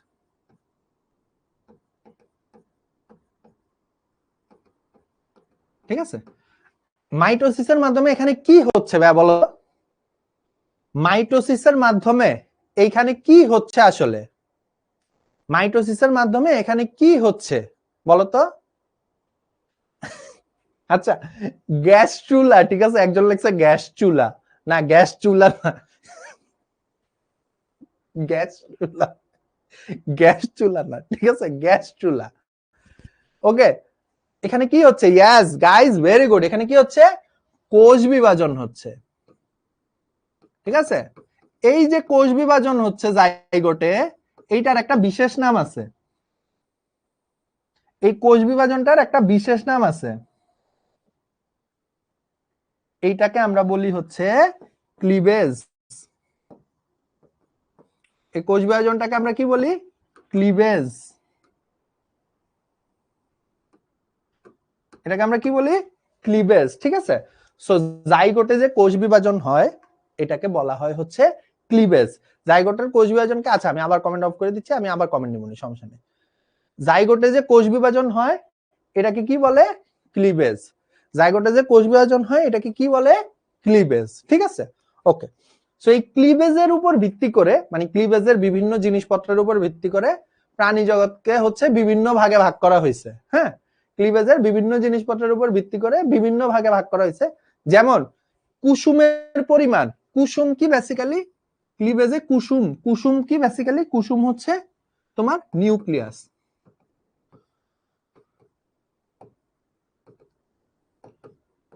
সো কতটুকু নিউক্লিয়াস আছে কোষের মধ্যে এটার উপর ভিত্তি করে ক্লিভেজ দুই প্রকার, একটা হচ্ছে হলোব্লাস্টিক, যেখানে ডিমের কুসুমের পরিমাণের ভিত্তিতে ক্লিভেজ সম্পূর্ণ হয়, আরেকটা হচ্ছে মেরোব্লাস্টিক, যেখানে ডিমের কুসুমের পরিমাণের ভিত্তিতে ক্লিভেজ আংশিক হয়। সেটা আসলে কি বুঝাইছে, যে ডিমের কুসুমের পরিমাণের ভিত্তিতে ক্লিভেজ সম্পূর্ণ হয়। ক্লিভেজ সম্পূর্ণ মানে কি, ধরো এই হচ্ছে কোষ, কোষের ভিতরে ধরো এই হচ্ছে তোমার নিউক্লিয়াস। হ্যাঁ, সো এখন ওরা যখন বিভাজিত হবে, এরা যখন কি হবে বিভাজিত হবে, তখন হচ্ছে এরা এরকম সমান দুই ভাগে বিভক্ত হবে। কি হবে, সমান দুই ভাগে কোষটা বিভক্ত হবে। ঠিক আছে, এখন আবার দেখো, আচ্ছা আচ্ছা, আবার দেখো, এইবার যদি আমি আবার আঁকি, ধরো এই হচ্ছে কোষ, এই হচ্ছে ক্লিভেজ, ধরো এই হচ্ছে নিউক্লিয়াস, এইবার এরা বিভাজিত হবে ধরো এইভাবে। দেখো এখানে কি হয়েছে, সমান দুই ভাগে বিভক্ত হয়েছে, কিন্তু এখানে কি হয়েছে, এরা সমান দুই ভাগে বিভক্ত হয় নাই। সো এই ধরনের ক্লিভেজকে বলে হলোব্লাস্টিক ক্লিভেজ, এই ধরনের ক্লিভেজকে বলে হলোব্লাস্টিক ক্লিভেজ, আর এই ধরনের ক্লিভেজকে বলে হচ্ছে মেরোব্লাস্টিক ক্লিভেজ।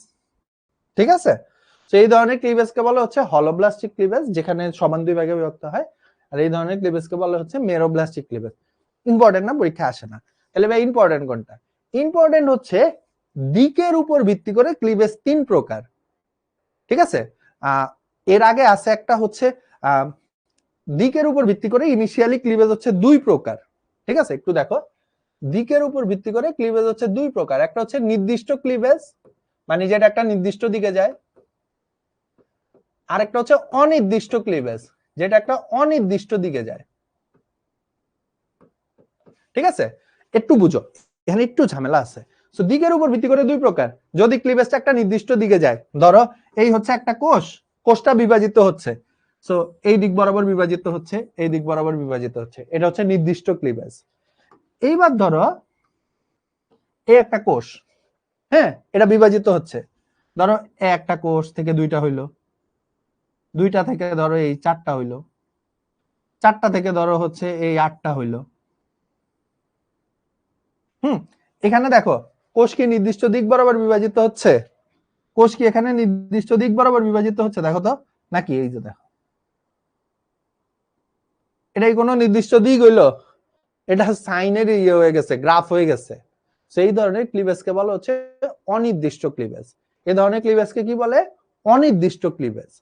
এইবার দেখো, বিভাজন তলের উপর ভিত্তি করে ক্লিভেজ 3 প্রকার। কিসের উপর ভিত্তি করে? বিভাজন তলের উপর ভিত্তি করে। এটা একটু বুঝে, এইটাই সবচেয়ে ইম্পর্টেন্ট। হ্যাঁ, এটার উপরে তোমরা সিকিউ 3 স্টার দিয়ে রাখো। সো বিভাজন তলের উপর ভিত্তি করে ক্লিভেজ 3 প্রকার। সো এই প্রকার ভেদগুলো আমি একটু বুঝাই। সো এই যে তোমাদের জন্য যে অরে বিস্কুটটা আনা হয়েছিল, অরিওর খালাতো ভাই অরে বিস্কুট, ঠিক আছে? সো একটু দেখো, এটা একটু বুঝতে হবে ভালো মতো। সো এই হচ্ছে বিস্কিটটা, দেখতেছো? বিস্কিটের কয়টা অংশ? 2টা অংশ। আমি এখন করলাম কি, এই বিস্কিটটাকে খুললাম, 2 ভাগ করে ফেলছি। কয় ভাগ করে ফেলছি? 2 ভাগ করে ফেলছি। এই ভাগটা আর এই ভাগটা সমান না দোনোটা? এই বিস্কিটটা আর এই বিস্কিটটা কি দুইটা কি সমান না? সমান তো। আমি যদি এদেরকে এইভাবে ধরি, এইটা হচ্ছে এক্স অ্যাক্সিস, এটা হচ্ছে ওয়াই অ্যাক্সিস, এক্স অক্ষ ওয়াই অক্ষ, গ্রাফ পেপার। হ্যাঁ, সো এই যে আমি যদি এদেরকে এক্স অ্যাক্সিস বরাবর 2 ভাগ করি, এরা কি সমান 2 ভাগে বিভক্ত হয়ে গেছে না? সমান 2 ভাগে বিভক্ত হয়েছে। এইবার আমি যদি দেখি সোজা বরাবর ভাঙে নাকি, ট্রাইং, এই দেখো তো, এইবার আমি এদেরকে সোজা বরাবর ভাঙছি, এরা কি সমান 2 ভাগে বিভক্ত হয়েছে? এরা কি হয়েছে? সমান 2 ভাগে বিভক্ত হয়েছে, হয়েছে না?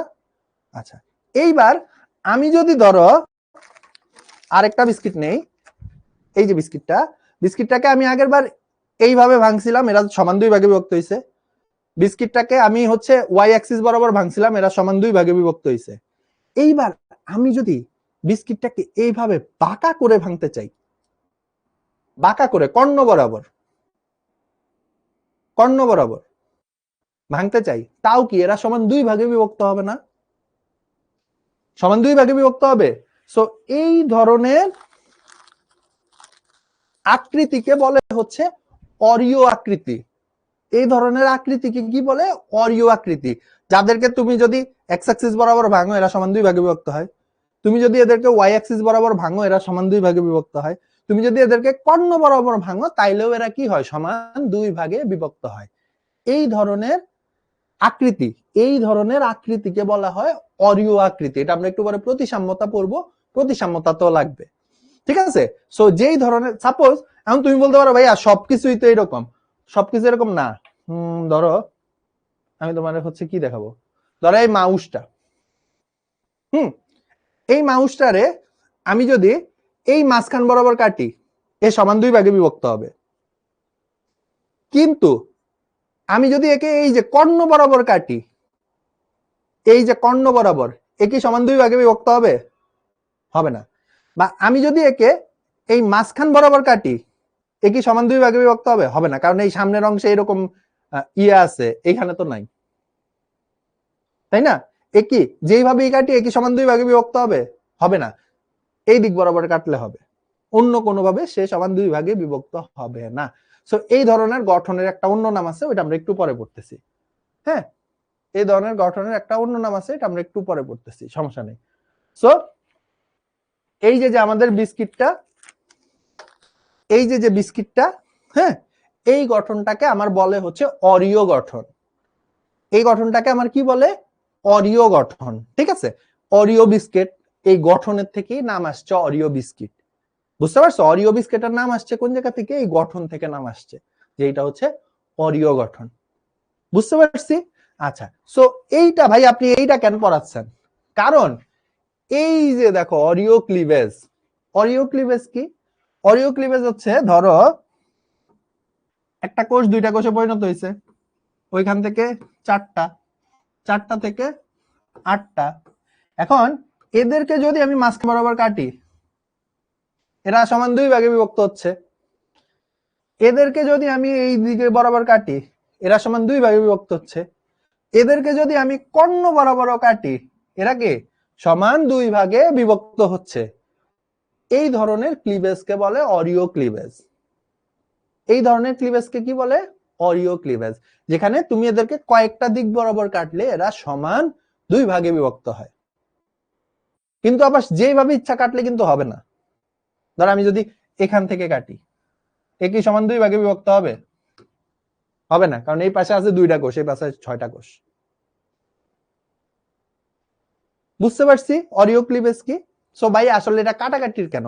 কারণ আসলে কি এই মানে ক্লিভেজের এই টাইপের উপর ভিত্তি করে এদের বিভিন্ন বৈশিষ্ট্য চেঞ্জ হয়, বুঝছো? ক্লিভেজের টাইপের উপর ভিত্তি করে এদের বিভিন্ন বৈশিষ্ট্য চেঞ্জ হয়, এই জন্য টাইপগুলা। আচ্ছা, এরপরে একটা গেল অরিও ক্লিভেজ। এদের উদাহরণটা খুব ইম্পর্টেন্ট, আর্থ্রোপোডা, মনে রাখতে হবে। ঠিক আছে, আর্থ্রোপোডা মনে রাখতে হবে। অরিও ক্লিভেজের উদাহরণ কি? আর্থ্রোপোডা পর্বের প্রাণীরা। আচ্ছা, এরপরে আসে হচ্ছে দ্বিপার্শ্বীয় ক্লিভেজ। যেমন দ্বিপার্শ্বীয় ক্লিভেজ হচ্ছে এরকম, যেমন আমাকে তুমি যদি এই মাঝখান বরাবর কাটো, মাঝখান বরাবর আমি সমান দুই ভাগে বিভক্ত হচ্ছি। কিন্তু আমাকে যদি তুমি এই প্যাড বরাবর কাটো, আমি কি সমান দুই ভাগে বিভক্ত হব? আমাকে যদি তুমি কর্ণ বরাবর কাটো, আমি কি সমান দুই ভাগে বিভক্ত হব না। শুধু কি, শুধু একটা নির্দিষ্ট দিক বরাবর কাটলে, একটা এই যে শুধুমাত্র ওয়াই অ্যাক্সিস বরাবর কাটলে আমি সমান দুই ভাগে বিভক্ত হব। শুধুমাত্র কি বরাবর কাটলে? ওয়াই অ্যাক্সিস বরাবর কাটলে আমি সমান দুই ভাগে বিভক্ত হবে। অন্য কোনো ভাবেই হচ্ছে আমি দুই ভাগে বিভক্ত হব না। যেমন যেমন ধরো এই দেখো,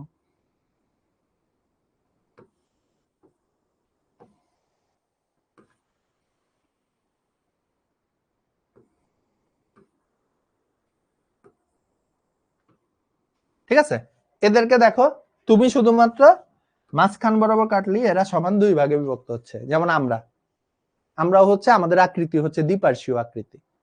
ঠিক আছে, আর এইখানে যে ক্লিভেজটা দেখা যায় ওইটা হচ্ছে এই ধরনের, এইভাবে যদি কোষ বিভাজিত হয় এই ধরনের বিভাজনকে বলে দ্বিপার্শ্বীয় বিভাজন। হ্যাঁ, দ্বিপার্শ্বীয় ক্লিভেজ। উদাহরণ কি? করডাটা, আমরা উন্নত মানুষজন। তাহলে দ্বিপার্শ্বীয় ক্লিভেজ কি? যাদেরকে শুধুমাত্র একটা নির্দিষ্ট দিক বরাবর কাটলে এরা সমান দুই ভাগে বিভক্ত হয়। শুধুমাত্র কয়টা নির্দিষ্ট দিক বরাবর? শুধুমাত্র একটা নির্দিষ্ট দিক বরাবর কাটলে এরা সমান দুই ভাগে বিভক্ত হয়। ঠিক আছে, আচ্ছা, এরপরে আছে লাস্ট সর্পিল ক্লিভেজ। সর্পিল ক্লিভেজ কি? সর্পিল ক্লিভেজ হচ্ছে বেসিক্যালি সাপের মতো। এই দেখো কোষ বিভাজিত হচ্ছে।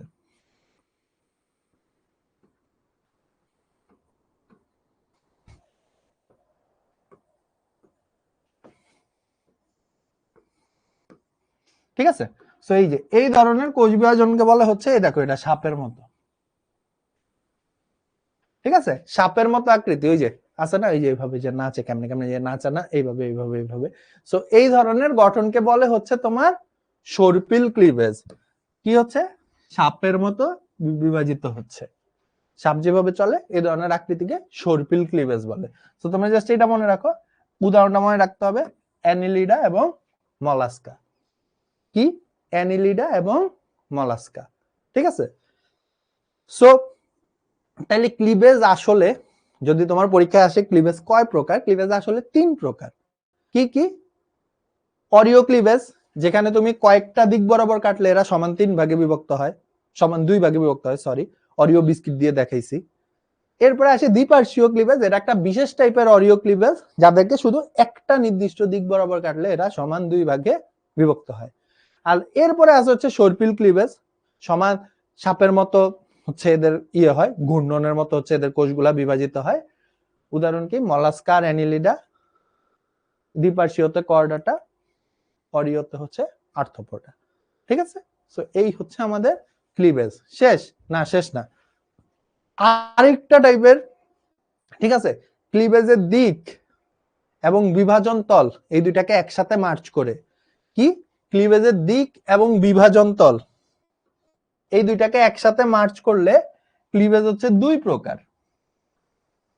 একটা হচ্ছে প্রোটোস্টোমিয়া,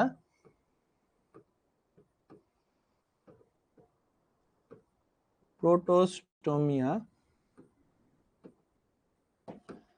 একটা হচ্ছে ডিউটেরোস্টোমিয়া।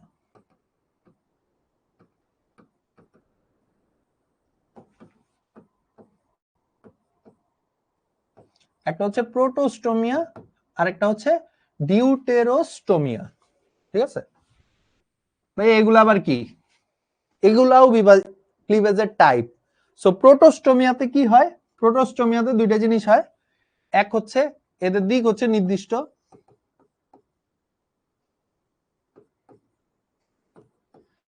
এদের ক্লিভেজের টাইপ হচ্ছে সর্পিল। উদাহরণ কি? উদাহরণ হচ্ছে মলাস্কা,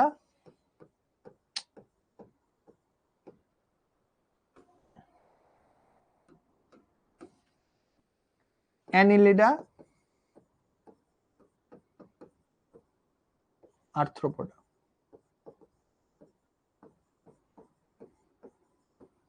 ঠিক আছে। আর ডিউটেরোস্টোমিয়ার ক্ষেত্রে কি? ডিউটেরোস্টোমিয়ার ক্ষেত্রে হচ্ছে এদের দিক হচ্ছে অনির্দিষ্ট,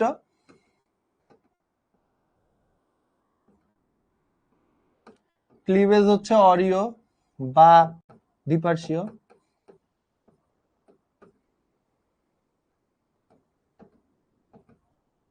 আর এদের উদাহরণ হচ্ছে একাইনোডার্মাটা, কর্ডাটা।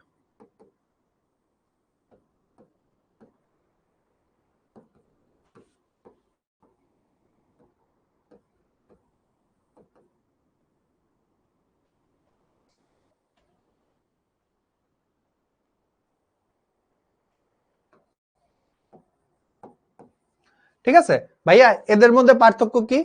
পার্থক্য তো দেখিয়ে বুঝতেছো। এদের মধ্যে আসলে কি হয়, যেসব প্রোটোস্টোমিয়া আছে, ঠিক আছে, কোষ বিভাজনের সময় একটা বিশেষ টাইপের কোষ পাওয়া যায়, হ্যাঁ, যার নাম হচ্ছে ব্লাস্টোপোর। কোষ বিভাজনের সময় একটা বিশেষ টাইপের কোষ পাওয়া যায় যার নাম হচ্ছে ব্লাস্টোপোর।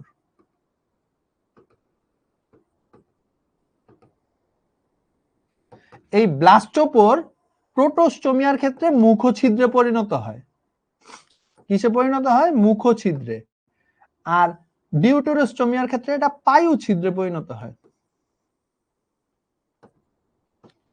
ঠিক আছে, একটু তোমাদের কাছে হয়তো একটু কনফিউশন লাগতেছে, আমি আবার বুঝিয়ে দিচ্ছি। সো আসলে এই যে একটা বিশেষ টাইপের কোষ থাকে, কোষ যখন বিভাজিত হয়, ওই যে কোষ বিভাজন যে পড়ছি ক্লিভেজ, তখন একটা বিশেষ টাইপের কোষ থাকে, নাম হচ্ছে ব্লাস্টোফোর কোষ। এই কোষটা হয় মুখছিদ্রে পরিণত হয়, নাইলে পায়ু ছিদ্রে পরিণত হয়। হয় মুখ, নাইলে কি বুঝতেছো তোমরা? সো যাদের দেহে মুখছিদ্রে পরিণত হয় তাদেরকে বলে প্রোটোস্টোমিয়া, আর যাদের দেহে পায়ু ছিদ্রে পরিণত হয় তাদেরকে বলে ডিউটেরোস্টোমিয়া। সো প্রোটোস্টোমিয়াদের ক্লিভেজ নরমালি নির্দিষ্ট দিক বরাবর হয় এবং সর্পিল আকারের হয়। উদাহরণ হচ্ছে মলাস্কা, অ্যানিলিডা, আর্থ্রোপোডা। আর যাদের পায়ু ছিদ্র পরিণত হয়, অনির্দিষ্ট হয়, অরিও বা দ্বিপার্শ্বীয় হয়, উদাহরণ হচ্ছে একাইনোডার্মাটা বা কর্ডাটা। বুঝতে পারছি কি হয় এখানে? আসলে ব্লাস্টোপোর কিসে পরিণত হচ্ছে তার উপর ভিত্তি করে এরা দুই প্রকার। মুখছিদ্র হইলে প্রোটোস্টোমিয়া, পায়ু ছিদ্র হইলে ডিউটেরোস্টোমিয়া। ঠিক আছে। আচ্ছা, এবার ক্লিভেজ নিয়ে কারো কোনো কোশ্চেন থাকলে বলো।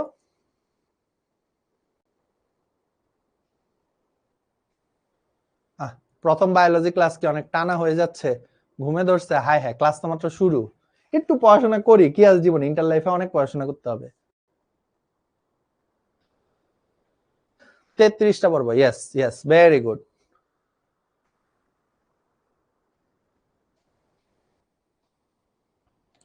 হার্ড লাগতেছে বলতে কি, বই খোলো, বইয়ের সাথে মিলাও যে ভাইয়া যা বলতেছে এগুলা কি মিলতেছে নাকি, হ্যাঁ, তাইলেই হবে।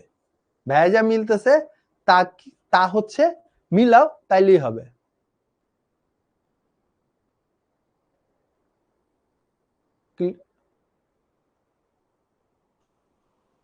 আয় হ্যাঁ, এই কটুক পড়াতে হাঁপায় গেছো? একটুই তো, এত ফালতু ফালতু না ভাইয়া এই পড়াশোনা। তাহলে তো ফিজিক্স কেমিস্ট্রি থেকে অজ্ঞান হয়ে যাবা। ক্লিভেজ কি জিনিস? হায় হায়, এতক্ষণ পড়ানোর পরে বলে ক্লিভেজ কি জিনিস। বইয়ে তো পাই না, বইয়ে আছে। 3rd পেজ 4th পেজে যাও, দেখবা ক্লিভেজের ধরন আছে ওইখানে, নিচের পরে আছে। ভাইয়া ব্রেক দেন না, সমস্যা নেই, আর 20 মিনিট ক্লাস আছে, আমি আজকে আগে আগে শেষ করে দিব নি। জান বোর্ডের দিকে যান, সাউন্ড কম হয় না। না আপু, সাউন্ড কম হয় না, আমাদের সাউন্ডের কোনো সমস্যা নাই। আর তোমার হয়তো বা ইয়ে হইতে পারে। ব্লাস্টোফোরটা আবার বলেন। ব্লাস্টোফোর হচ্ছে যখন কোষ বিভাজিত হয় তখন একটা বিশেষ টাইপের কোষ থাকে, ঠিক আছে।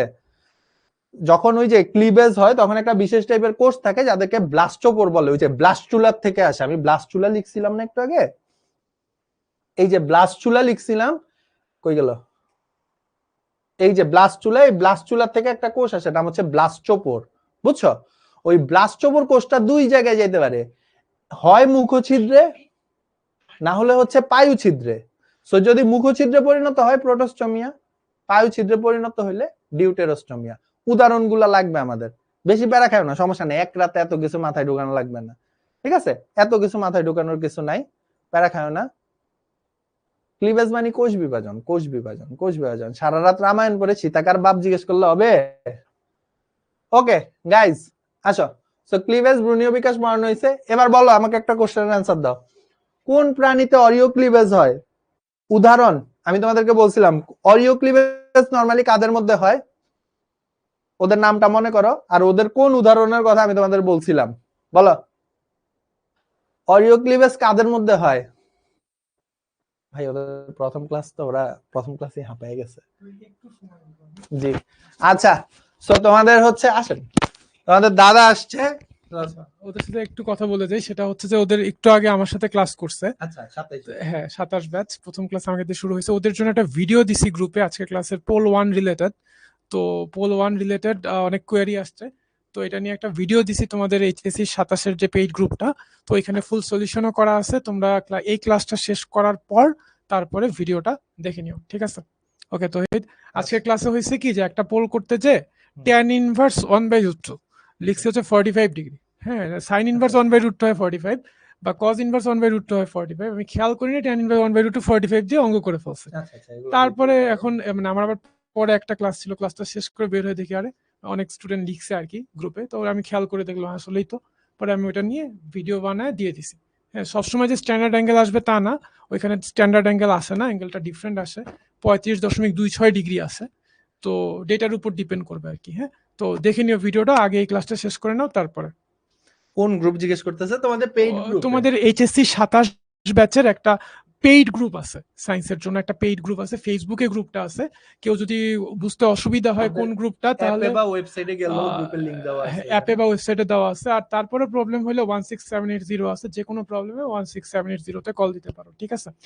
এইচএসসি 27 সায়েন্স শিখো, এরকম একটা না, গ্রুপটার নাম আমি বলে দিই। নেক্সট ক্লাসে হচ্ছে গ্রুপের লিংক এখানে দিয়ে গ্রুপের দেব। নামটাই বলে দিই, গ্রুপের নামটা হচ্ছে এইচএসসি 27, তারপরে সায়েন্স একটা দাগ দিয়ে শিখো একাডেমিক প্রোগ্রাম। হ্যাঁ, এইচএসসি 27 সায়েন্স শিখো একাডেমিক প্রোগ্রাম। 2.5 এর মতো মেম্বার অলরেডি জয়েন করছে, অনেকে এনরোল হয়েছে কিন্তু গ্রুপের লিঙ্ক খুঁজে পাচ্ছে না বলে জয়েন করতে পারতেছে না। তো সবাইকে বলে দিচ্ছি, গ্রুপের নামটা বলে দিচ্ছি, লিঙ্কটা না, এইচএসসি 27 কোলন দিয়ে সায়েন্স, তারপরে একটা দাগ দিয়ে শিখো একাডেমিক প্রোগ্রাম, ঠিক আছে? এই গ্রুপে জয়েন করে ফেলো। ওকে, তো নাও। আচ্ছা আচ্ছা, দাদাকে অনেক অনেক ধন্যবাদ। দেখছো এই যে ডেডিকেশন, একটু ক্লাসে ভুল হয়েছে, এরপর আবার ভাই এসে হচ্ছে ওইটা তোমাদেরকে ভেঙে দিয়ে যাচ্ছে, ঠিক আছে? সো প্যারা নাই, আমরা আবার পড়াশোনায় ব্যাক করি। আচ্ছা, একটা ছেলে বারবার কি কমেন্ট করছে আমি একটু দেখে নিই। ভাই আমার 22 এডিশনের বই, সমস্যা হবে? হ্যাঁ একটু সমস্যা হবে। 26 এর ক্লাসে বলছিলেন বাংলাদেশ ইন্দো বার্মা হটস্পটের অন্তর্গত। হ্যাঁ, ওই ইন্দো বার্মাই একটা ইন্দো চীন। আচ্ছা আপু, সরি ইন্দো বার্মাই ইন্দো চীন একই জিনিস, সমস্যা নেই, ঠিক আছে? আচ্ছা, আসো আমরা আবার পড়াশোনায় ব্যাক করি, একটু পড়ি, হ্যাঁ, তারপরে আবার কমেন্ট নিব। ও আচ্ছা, কোন প্রাণীতে অরিও ক্লিভেজ ঘটে? সবাই তো অ্যান্সার দিচ্ছই। ঘাস ফড়িংয়ে অরিও ক্লিভেজ ঘটে। অরিও ক্লিভেজ হয় নরমালি কাদের মধ্যে? আর্থ্রোপোডাদের মধ্যে, আর্থ্রোপোডা, ঠিক আছে? সো ঘাস ফড়িং হচ্ছে আর্থ্রোপোডার অন্তর্গত। সো এটা হচ্ছে সিলেট বোর্ডে 22 সালে আসছিল। সো ঘাস ফড়িং হচ্ছে কাদের অন্তর্গত? কোন ধরনের প্রাণীতে দিলে অরিও ক্লিভেজ হয়? আর্থ্রোপোডাতে হয়। আর্থ্রোপোডার উদাহরণ হচ্ছে ঘাস ফড়িং। যারা পারছো ভেরি গুড, যারা পারো নাই কোনো প্যারা নাই, আমরা সামনে পারবো, ঠিক আছে? ইন্টার বায়োলজি নিয়ে কোনো প্যারাই খাবা না, একেবারে ইজি জিনিস। একটু সময় লাগবে, বায়োলজি পড়া বেশি, কঠিন না। পড়া বেশি, কঠিন না। আবার বলতেছি, ইন্টার বায়োলজিতে পড়া বেশি, কঠিন না, একেবারে সহজ, ঠিক আছে? আসো আমরা আবার পড়াশোনা ব্যাক করি। সো ব্রুন, ওকে, সো এইটা আসলে আগেরটার সাথেই যায়। সো আমরা একটু আগে বলতেছিলাম যে তোমার এই যে শুক্রাণু ডিম্বাণু জাইগোট মরুলা ব্লাস্টুলা গ্যাস্টুলা থেকে কিসে পরিণত হয়? ভ্রূণে পরিণত হয়। কিসে পরিণত হয়?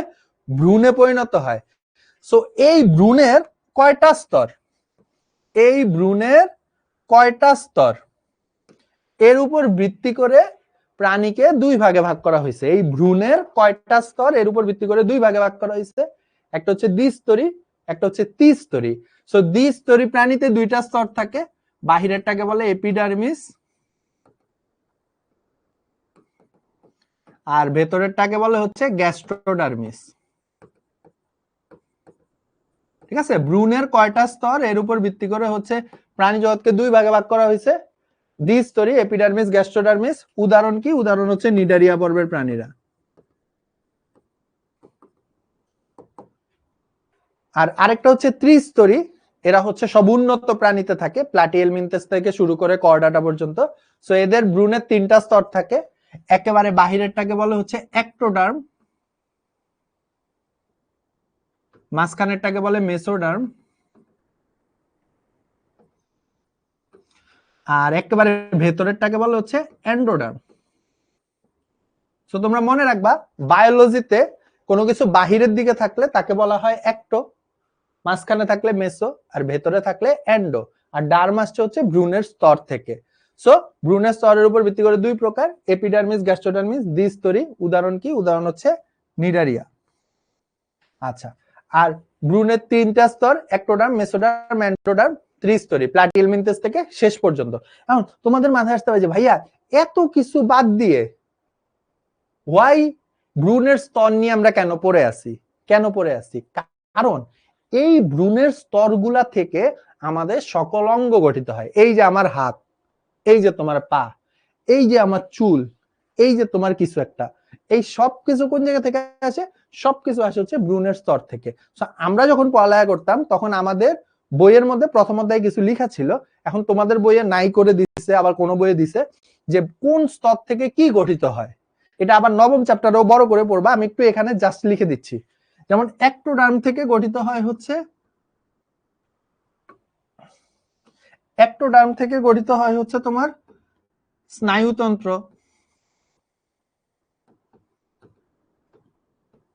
ত্বকতন্ত্র। ঠিক আছে?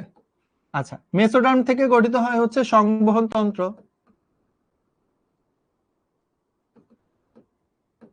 পেশিতন্ত্র, কঙ্কালতন্ত্র।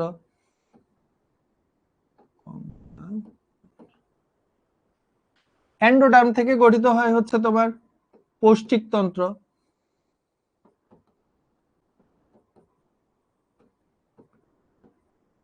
শ্বসনতন্ত্র। আমি যদি তোমাদেরকে বলি, বলতো আমাদের ফুসফুস কোথা থেকে গঠিত হয়? ফুসফুস কি? শ্বসনতন্ত্রের অংশ, এন্ডোডার্ম। আমাদের হার্ট কোথা থেকে গঠিত হয়? হার্ট কিসের রক্ত? সংবহন তন্ত্র, রক্ত সংবহন তন্ত্র, মেসোডার্ম। আমাদের ব্রেন কোথা থেকে গঠিত হয়? ব্রেন কোন তন্ত্রের অংশ? স্নায়ুতন্ত্র, অ্যাক্টোডার্ম। সো এগুলা আসলে এইভাবে মনে রাখাটা একটু টাফ। হ্যাঁ, সো আমরা এখানেও কিছু নেমোনিক ইউজ করব। আমি যেটা নিজে বানাইছিলাম, আমি নিজে ইউজ করতাম, সেইটা আমি তোমাদেরকে বলে দিচ্ছি। তোমরা মনে রাখতে চাইলে রাখতে পারো, না মনে রাখতে চাইলে সমস্যা নেই। আমি মনে রাখতাম হচ্ছে এইভাবে, মেসোডার্মের গুলাকে মনে রাখতাম হচ্ছে এইভাবে, মেসো সপেক। তোমরা চাইলে বইয়ে লিখে রাখতে পারো, মেসো সপেক। মেসো দিয়ে মেসোডার্ম, স দিয়ে সংবহনতন্ত্র, পে দিয়ে পেশিতন্ত্র, ক দিয়ে কঙ্কালতন্ত্র। ঠিক আছে? এন্ডোডার্মের গুলাকে মনে রাখতাম হচ্ছে এভাবে, এন্ডোপৌষ্য, এন্ডোপৌষ্য দিয়ে এন্ডোডার্ম, এন্ডো দিয়ে এন্ডোডার্ম, পৌ দিয়ে হচ্ছে পৌষ্টিকতন্ত্র, স দিয়ে শ্বসনতন্ত্র। এর বাদে যা আছে আমি ধরে নিতাম ওগুলা সব অ্যাক্টোডার্ম দ্বারা তৈরি। এর বাদে আসি তো স্নায়ুতন্ত্র, ত্বকতন্ত্র, আর কেউ নেই। বুঝতে পারছো? সো মেসোডার্ম, সংবহনতন্ত্র, কঙ্কালতন্ত্র, পেশিতন্ত্র, মনে রাখতে পারো মেসোসপেক দিয়ে। এন্ডোডার্ম, পৌষ্টিকতন্ত্র, শ্বসনতন্ত্র, মনে রাখতে পারো এন্ডোপৌষ্য দিয়ে। অ্যাক্টোডার্ম, স্নায়ুতন্ত্র, ত্বকতন্ত্র। দেখি তোমাদেরকে একটা কোশ্চেন করি, বলো আমাদের দেহে সবচেয়ে বড় অঙ্গের নাম কি? কমেন্ট অন করে দিচ্ছি আবার। বলো আমাদের দেহে সবচেয়ে বড় অঙ্গের নাম কি? আমরা ক্লাসে যা পড়াচ্ছি এগুলা দিয়ে তোমাদের অ্যাডমিশনও কভার হবে, একাডেমিকও কভার হবে, কলেজও কভার হবে, অন্য কোনো পরীক্ষা যদি দিতে চাও ওগুলোও কভার হবে। কোনো টেনশন নিও না, ভাইয়া যা পড়াবো এখান থেকে 100% কমন পড়বে, কোনো প্যারা নেওয়ার কিছু নেই। ঠিক আছে? জাস্ট আমার সাথে থাকো। আমাদের দেশে সবচেয়ে বড় অঙ্গের নাম কি? সবচেয়ে বড় গ্রন্থির নাম যকৃৎ, কিন্তু সবচেয়ে বড় অঙ্গের নাম কি? অনেকেই পারতেছ, আসলে অনেক বেশি মানুষ পারতেছে, এই জন্য নাম নেওয়া সম্ভব হচ্ছে না। যারা পারতেছে ভেরি গুড। আমাদের দেশে সবচেয়ে বড় অঙ্গের নাম হচ্ছে ত্বকতন্ত্র। ত্বক, এই যে ত্বক, অঙ্গ লাগা দে, ওই যে গান, সরি।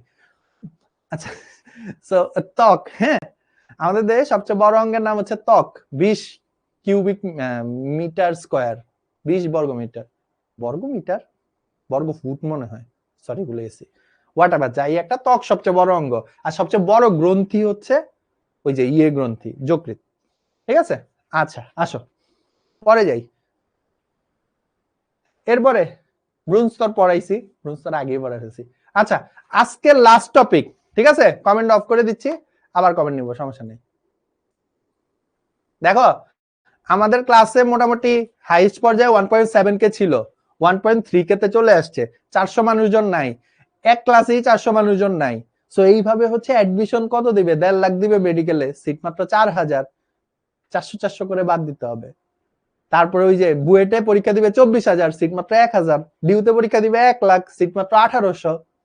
বুঝতেছো? যারা ক্লাস করতেছো ওরা এক ধাপ অলরেডি আগায় যাচ্ছ, আর যারা ক্লাস থেকে অলরেডি ছুটে চলে গেছে ওরা অলরেডি এক ধাপ পিছিয়ে গেছো। পিছান যাবে না, অল্প অল্প পিছিয়ে পিছিয়ে অনেক পিছিয়ে চলে যাবা। ওকে, আসো। সো লাস্ট টপিক আজকের, মোটামুটি ইম্পর্টেন্ট লাস্ট টপিক, সেটা হচ্ছে প্রতিসাম্যতা। সো প্রতিসাম্যতা খুবই অদ্ভুত একটা টপিক। এটা হচ্ছে এই যে একটা প্রাণী, ধরো এটা একটা প্রাণী, এটা একটা প্রাণী। তো বিজ্ঞানীরা চিন্তা করলো এই প্রাণীটার আমি কয় দিক বরাবর কাটতে পারি? এই দিক বরাবর, এই দিক বরাবর, এই দিক বরাবর, ওই দিক বরাবর, এইভাবে, ওইভাবে, এইভাবে, যেতে যেতে পথে যতভাবে কাটতে পারো। শুনছো না গানটা? যেতে যেতে পথে পূর্ণিমা রাতে। অর্থাৎ কয় ভাবে তুমি একটা প্রাণীকে কাটতে পারো, এর উপর ভিত্তি করে, এইটা কি বলা হচ্ছে? প্রতিসাম্যতা। এর উপর ভিত্তি করে প্রাণীকে 5 ভাগে ভাগ করা হয়েছে। কোন কোন বইয়ে 6 ভাগেও লেখা আছে, আমি সবগুলো পড়াই দিব। 5 ভাগে ভাগ করা হয়েছে, হ্যাঁ। আসো, সো 5 ভাগে ভাগ করা হয়েছে। ফার্স্টেরটা দেখি। প্রথমে হচ্ছে গোলাকার প্রাণী, একটা ফুটবল। এরে তুমি যেই দিক বরাবরই কাটো, এইভাবে কাটো, এইভাবে কাটো, এইভাবে কাটো, এইভাবে কাটো, এইভাবে যেইভাবে ইচ্ছা কাটো, একই সমান 2 ভাগে বিভক্ত হবে। সো কিছু প্রাণী আছে যারা গোলাকার, এদেরকে যে দিক বরাবরই কাটো এটা সমান 2 ভাগে বিভক্ত হয়, এদেরকে বলে গোলীয় প্রতিসাম্যতা। আচ্ছা, প্রতিসাম্যতা পড়ানোর আগে আমি বলে দেই, এটা হচ্ছে 7 স্টার একটা টপিক, মানে খুবই ইম্পর্টেন্ট। পরীক্ষায় 100% এখান থেকে কোশ্চেন আসবে, 100%। সিকিউ আসবে, এমসিকিউ আসবে। তুমি যে 2 বছর পরে অ্যাডমিশন টেস্ট দিবা, মেডিকেলে ভর্তি পরীক্ষা দিবা, ডিউতে পরীক্ষা দিবা, এখান থেকে প্রশ্ন আসবে, 100% প্রশ্ন আসবে। ঠিক আছে, এখান থেকে 100% প্রশ্ন আসবে। সো তোমাকে প্রতিসাম্যতার উদাহরণগুলো ভালো করে মুখস্থ করতে হবে। কাকে বলে? খুবই ইজি, পারবা। উদাহরণ মনে রাখতে হবে। সো আমি উদাহরণ মনে রাখার জন্য নেমোনিকো দিয়ে দিচ্ছি, ছন্দ দিয়ে দিচ্ছি, ওইভাবে মনে রেখো। সো সো এই যে গোলীয় প্রতিসাম্য, বইয়ে 3টা উদাহরণ দেওয়া আছে, বলবক্স, রেডিওলারিয়া, হেলিওজোয়া। হ্যাঁ, এই যে বলবক্স, রেডিওলারিয়া, হেলিওজোয়া। সো এটাকে তোমরা এভাবে মনে রাখতে পারো যে বোর হলো, পড়ছো না? বোর হলো, দৌড় হলো, চুমনি উঠোরে, ওই ডাকে জুই শাকে ফুল কুকি ছোটরে, এরপর কি জানি বলেছি। সো বোর হলো, বা আরেকটা ভাবে আমি মনে রাখতাম, সেটা হচ্ছে এইচআরভি, এইচআইভির খালাতো ভাই, HRV. Heliozoa, radiolaria, volvox, heliozoa, radiolaria, volvox. ঠিক আছে, এদেরকে যেভাবেই কাটো এরা সমান 3 ভাগে, সরি সমান আনলিমিটেড ভাগে বিভক্ত হয়, আর কি সমান ভাগে বিভক্ত হয়। সো খুবই ইম্পর্টেন্ট। কিভাবে কোশ্চেন আসবে? ইজি জিনিস, নিচের কোনটি গোলীয় প্রতিসাম্যতার উদাহরণ? সো অপশন এইটা একটা থাকবে, বাকিগুলো অন্যদিকে থাকবে। নিচের কোনটি গোলীয় প্রতিসাম্যতার উদাহরণ নয়? সৃজনশীলে আসবে প্রতিসাম্যতার কয় প্রকার ও কি কি, লিখো। এইভাবেই আসে সিকিউতে। সো গোলীয় প্রতিসাম্যতা যেভাবেই কাটো সমান 2 ভাগে বিভক্ত হচ্ছে, হেলিওজোয়া, রেডিওলারিয়া, ভলবক্স। আমার সাথে মুখস্থ করো, হেলিওজোয়া, রেডিওলারিয়া, ভলবক্স। বোর হলো দিয়ে মনে রাখতে পারো, ভলবক্স, রেডিওলারিয়া, হেলিওজোয়া, যেইভাবে তোমার ভালো লাগে। Your life your rule. Okay, এরপরে আছে হচ্ছে এই যে অরিও বিস্কিট। এই যে অরিও বিস্কিট তো না, আমাদেরটা অরে বিস্কিট, অরে। হ্যাঁ, এই যে অরে বিস্কিটের মতো কিছু প্রাণী আছে যাদেরকে তুমি কয়েকটা নির্দিষ্ট দিক বরাবর কাটলে এরা সমান 2 ভাগে বিভক্ত হয়। হ্যাঁ, যাদেরকে তুমি কয়েকটা দিক বরাবর কাটলে এরা সমান দুই ভাগে বিভক্ত হয়। যেমন এই যে এইভাবে, খোল বেটা, এই যে এইভাবে, এরপরে হচ্ছে এই যে লম্বা লম্বি কাটলে দুই ভাগে বিভক্ত হয়, কর্ণ বরাবর কাটলে দুই ভাগে বিভক্ত হয়, আর কোনো ভাবে কাটলে এরা দুই ভাগে বিভক্ত হয় না।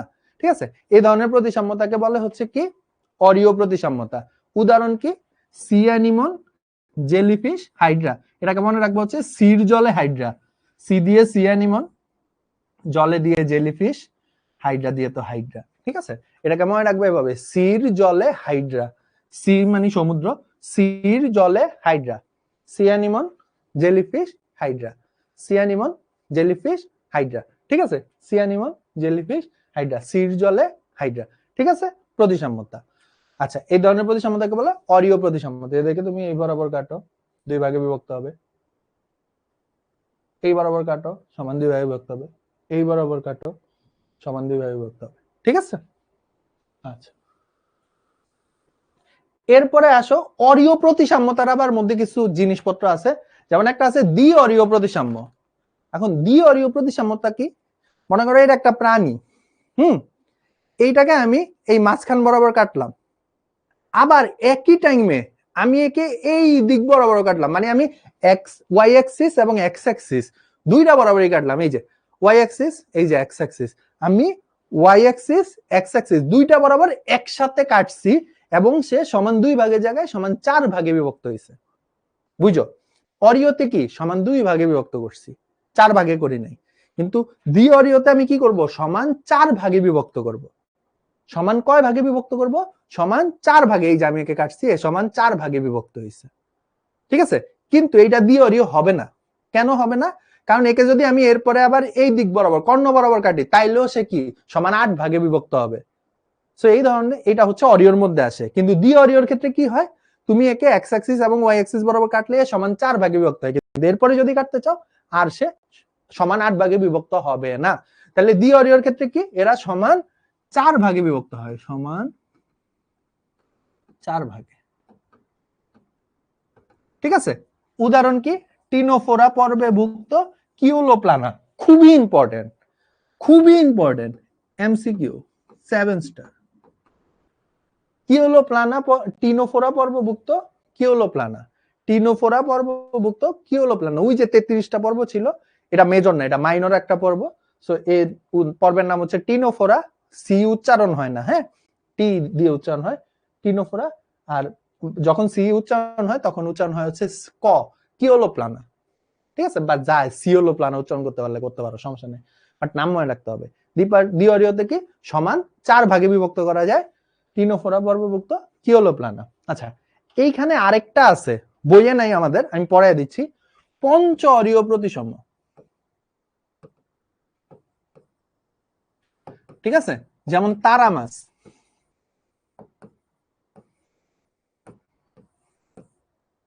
তারা মাছ কি? তারা মাছ দেখছো সবাই, এই যে এরকম। এদেরকে কি করা যায়? সমান পাঁচ ভাগে বিভক্ত করা যায়।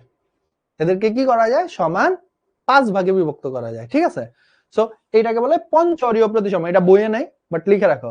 উদাহরণ হচ্ছে তারা মাছ। হ্যাঁ, আচ্ছা, এরপরে আসি হচ্ছে আমরা দ্বিপার্শ্বীয় প্রতিসাম্য, যাদেরকে তুমি শুধু একটা দিক বরাবর কাটতে পারবা। যেমন এই যে প্রজাপতি, মানুষ, এই যে মানুষ, ব্যাং, প্রজাপতি, এদেরকে কি তুমি শুধু এক দিক বরাবর কাটতে পারবা। অরীয়তে কয়েক দিক পারছিলা, দ্বি অরীয়তে শুধু দুই দিক বরাবর পারছিলা, পঞ্চ অরীয়তে পাঁচ ভাগে ভাগ করতে পারছিলা, আর দ্বিপার্শ্বীয়তে শুধু দুই ভাগে ভাগ করতে পারবা। দ্বিপার্শ্বীয়তে শুধু কি করতে পারবা? দুই ভাগে ভাগ করতে পারবা। মানুষ, ব্যাং, প্রজাপতি, উন্নত প্রাণীরা সব দ্বিপার্শ্বীয় প্রতিসাম্যই হয়। হ্যাঁ, আচ্ছা, লাস্ট অপ্রতিসাম্য, যাদেরকে কোনোভাবেই দুই ভাগে ভাগ করা যায় না। আপেল, শামুক, স্পঞ্জ। বৈজ্ঞানিক নাম লাগবে। 9-10 আমরা অনেক বৈজ্ঞানিক নাম পড়ছিলাম, ইন্টারে এত বৈজ্ঞানিক নাম পড়া লাগবে না। আমি বৈজ্ঞানিক নামের একটা শীট তোমাদেরকে গ্রুপে দিয়ে দিব, ওইটা দিয়ে পড়লেও হবে। আর এইখানে এই দুইটার বৈজ্ঞানিক নাম লাগবে। আপেল শামুকের বৈজ্ঞানিক নাম হচ্ছে পিলা গ্লোবোসা, বা নামের বানান ভুল হইতে পারে, ভুল হলে দেখে রেখো, বইয়ে লেখা আছে।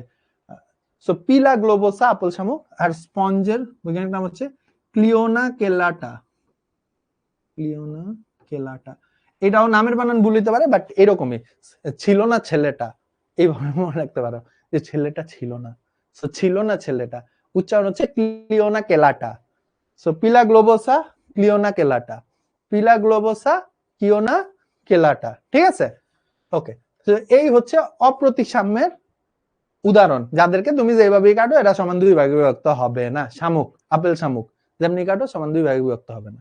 ওকে, সো এই হচ্ছে আমাদের প্রতিসাম্যতা 5 ধরনের। ফার্স্টে ছিল গলীয় প্রতিসাম্যতা, এইচআরবি, হেলিওজোয়া, রেডিওলারিয়া, বলবক্স।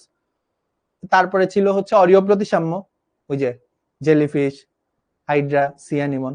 তারপরে ছিল দ্বি অরীয় প্রতিসাম্য, ওই যে টিকিওলোপ্লানা। তারপরে ছিল হচ্ছে কি দ্বিপার্শ্বীয় প্রতিসাম্য, প্রজাপতি, মানুষ, ব্যাঙ। লাস্টে হচ্ছে অপ্রতিসাম্য, কি অপ্রতিসাম্য হচ্ছে আপেল শামুক, স্পঞ্জ। স্পঞ্জও আমরা পড়বো এগুলো কি। হ্যাঁ, ওকে, আমরা একটা প্রশ্ন দেখি, নিচের কোনটি দ্বি-অরীয় প্রতিসাম্যের উদাহরণ বলো। মাত্রই বলছি আচ্ছা বলো দ্বি-অরীয় প্রতিসাম্যের উদাহরণ।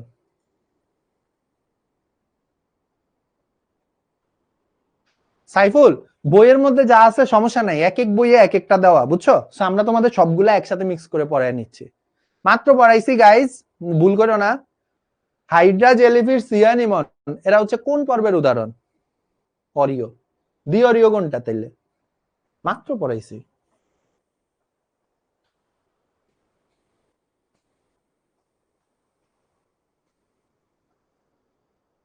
ইয়েস, কোনটা? আচ্ছা, তোমাদের আজকে পোল দেওয়া হচ্ছে না, প্রথম ক্লাস তো, একটু রিল্যাক্স করো, পোল দেওয়া হবে। পোল অনেক কমপ্লিকেটেড, মানে কম্পিটিটিভ হয় অনেক পোল।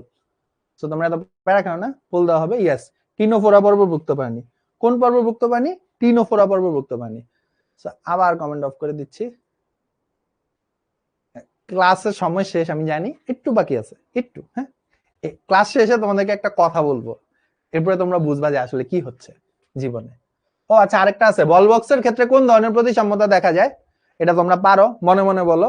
ওই যে বল বক্স কোনটা? হেলিওজোয়া, রেডিওলারিয়া, বল বক্স। ভোর হলো, ভোর হলো, ভোর, ভ, ভি, ভল বক্স কোন ধরনের প্রতিসাম্যতা?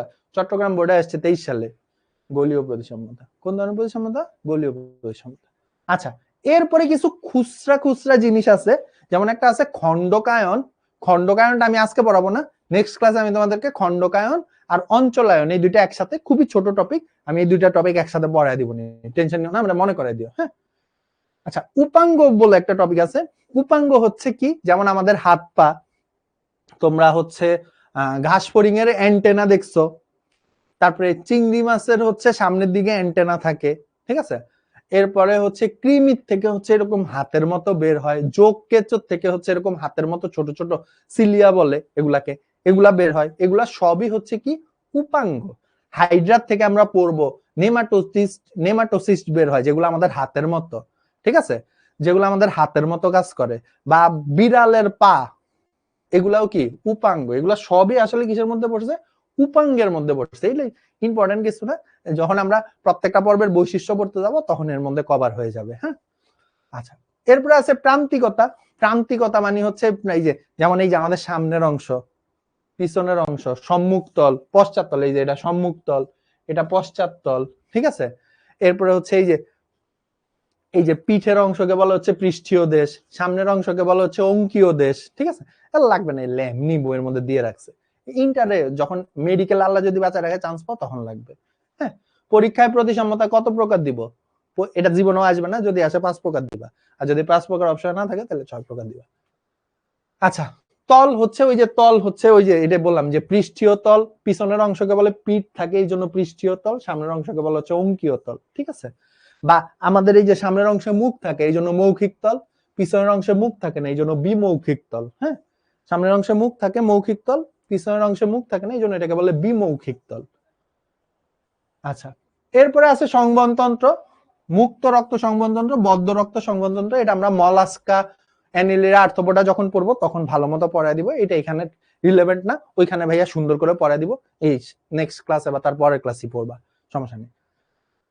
আর আছে কঙ্কাল, বহিকঙ্কাল, অন্তকঙ্কাল। যেমন আমাদের দেহে অন্তকঙ্কাল হিসেবে কি থাকে? অস্থি থাকে। বহিকঙ্কাল হিসেবে কি থাকে? চুল থাকে, নখ থাকে, ঠিক আছে। এগুলাই হচ্ছে বহিকঙ্কাল। এক এক প্রাণীর বহিকঙ্কাল এক একটা জিনিস দ্বারা গঠিত। যেমন এই যে ঘাস ফড়িং এর বহিকঙ্কাল কাইটিন দ্বারা গঠিত, ঠিক আছে। আবার আমাদের বহিকঙ্কাল হচ্ছে এই যে প্রোটিন দ্বারা গঠিত, ঠিক আছে। চুল নখ এগুলো তো প্রোটিন দ্বারা গঠিত, এটাও ইম্পর্টেন্ট না। নটকট তো ভাইয়া ফার্স্টেই বলছি যে ওই যে দণ্ডটা, নটকট থাকলে হচ্ছে কর্ডাটা, না থাকলে হচ্ছে নন কর্ডাটা। নটকটের উপর ভিত্তি করে দুই প্রকার, নন কর্ডাটা, কর্ডাটা। আচ্ছা, লাস্ট আরেকটা আছে, সেটা হচ্ছে পৌষ্টিক নালী। যেমন এই যে আমাদের পৌষ্টিক নালী পড়ছো না 9-10-এ, মুখ থেকে শুরু হয়ে এই যে অন্ননালী হয়ে পাকস্থলী হয়ে ক্ষুদ্রান্ত এইভাবে হচ্ছে পেটের মধ্যে হচ্ছে এই যে এইভাবে থাকে, এরপর আবার বৃহদান্ত্র থাকে এইভাবে লম্বা, ঠিক আছে। সো এর উপর ভিত্তি করে, পৌষ্টিক নালীর উপর ভিত্তি করে দুই প্রকার। সহজ ভাষায় বলতে গেলে যাদের পৌষ্টিক নালী নাই তাদেরকে বলে প্যারাজোয়া, আর যাদের আছে তাদেরকে বলে হচ্ছে এন্টারোজোয়া, নিডারিয়া থেকে কর্ডাটা পর্যন্ত। আর পরিফেরাদের শুধু থাকে না। যাদের পৌষ্টিক নালী নাই তাদেরকে বলা হচ্ছে প্যারাজোয়া, যাদের আছে তাদেরকে বলা হচ্ছে এন্টারোজোয়া, ঠিক আছে। আচ্ছা, সো এইবার হচ্ছে কেঁচোকে কেন ইউসিলোমেট বলা হয়, এটা আসলে আজকের ক্লাসের টপিক না, এটা আমরা নেক্সট ক্লাসে পড়বো। এটা আমি জানি না কেন এই কোশ্চেনটা আসছে, ভুলে আসছে। ব্রুনীয় স্তর বলতে কি বুঝো, এটা পড়ছি আমরা আজকে। ওই যে ব্রুনের 3টা স্তর থাকতে পারে বা 2টা স্তর থাকতে পারে, ভাইয়া নামগুলোও লিখে দিছি। এরপরে হচ্ছে এই যে আজকের পড়া থেকে কি কি অবজেক্টিভে সাবজেক্টিভে আসে, এটা একটা স্ক্রিনশট নিয়ে নাও, স্ক্রিনশট নিয়ে নাও। আচ্ছা, এরপরে হচ্ছে এই হচ্ছে বাড়ির কাজ, প্রতিসাম্যতা। এই যে দেখো, এটা কিন্তু বোর্ডে আসা কোশ্চেন। প্রতিসাম্যতা গুরুত্বপূর্ণ বিষয়, উদ্দীপকে উল্লেখিত বৈশিষ্ট্যের উপর ভিত্তি করে প্রাণী জগতের শ্রেণীবিন্যাস করে। এটা একটা স্ক্রিনশট নিয়ে নাও, এটা বাড়ির কাজ তোমাদের। আচ্ছা, এইবার কোশ্চেন নিব। যেই কথা শোনো, আমরা আজকে কি করলাম, এইচএসসি 27, তোমরা 27 সালে এইচএসসি পরীক্ষা দিবা, 27 সালের অক্টোবর নভেম্বর ডিসেম্বরে মেডিকেল পরীক্ষা দিবা।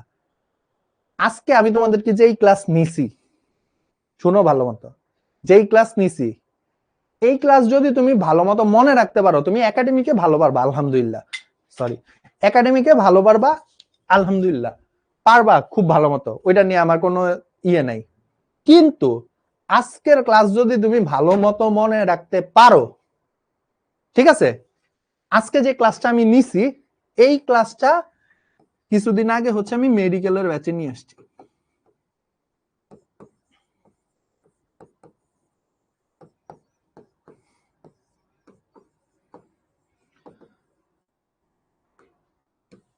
মানে অলরেডি তোমাদেরকে আমরা হচ্ছে বানানো শুরু করে দিছি। এই পড়াশোনা দিয়ে তুমি মেডিকেলে চান্স পাবা, তুমি এইচএসসি তে প্লাস পাবা, তুমি টেস্টে ভালো করবা, তুমি প্রি টেস্টে ভালো করবা, তুমি কলেজের পরীক্ষায় ভালো করবা, গ্যারান্টেড। মেডিকেলের ব্যাচে যা পড়াইছি এর থেকে বেশি জিনিস আজকে তোমাদেরকে পড়াইছি। সো বুঝতেছো ক্লাসগুলা কেমন হবে, কতটুকু পড়ানো হবে, তোমার দায়িত্ব জাস্ট মনে রাখা। লাস্ট পর্যন্ত আমরা 1.1 কে শেষ করতেছি। সবাইকে অনেক অনেক অভিনন্দন যে তোমরা প্রথম ক্লাসে শেষ পর্যন্ত থাকতে পারছো। পড়ালেখা এরকমই ইন্টার লাইফে, পড়ালেখার মধ্যে যে খুব ইয়ে লাগা ওইটা নাই। আমি তোমাদের কমেন্ট অন করে দিচ্ছি, ইনশাল্লাহ আমরা একসাথে থাকবো। সবাই বলো ইনশাল্লাহ থাকবো না, এবং আমরা মেডিকেল, বুয়েট, ডিউ 3টাতেই চান্স পেয়ে দেখাবো ইনশাল্লাহ। ঠিক আছে, ঠিক আছে, পারবো না সবাই বলো ইনশাল্লাহ, বা যেই যেই ধর্মের আছো ওই ধর্মের যেইটাকে বলে ওইটা বলো। পারবো না আমরা ইনশাল্লাহ পারবো, ঠিক আছে।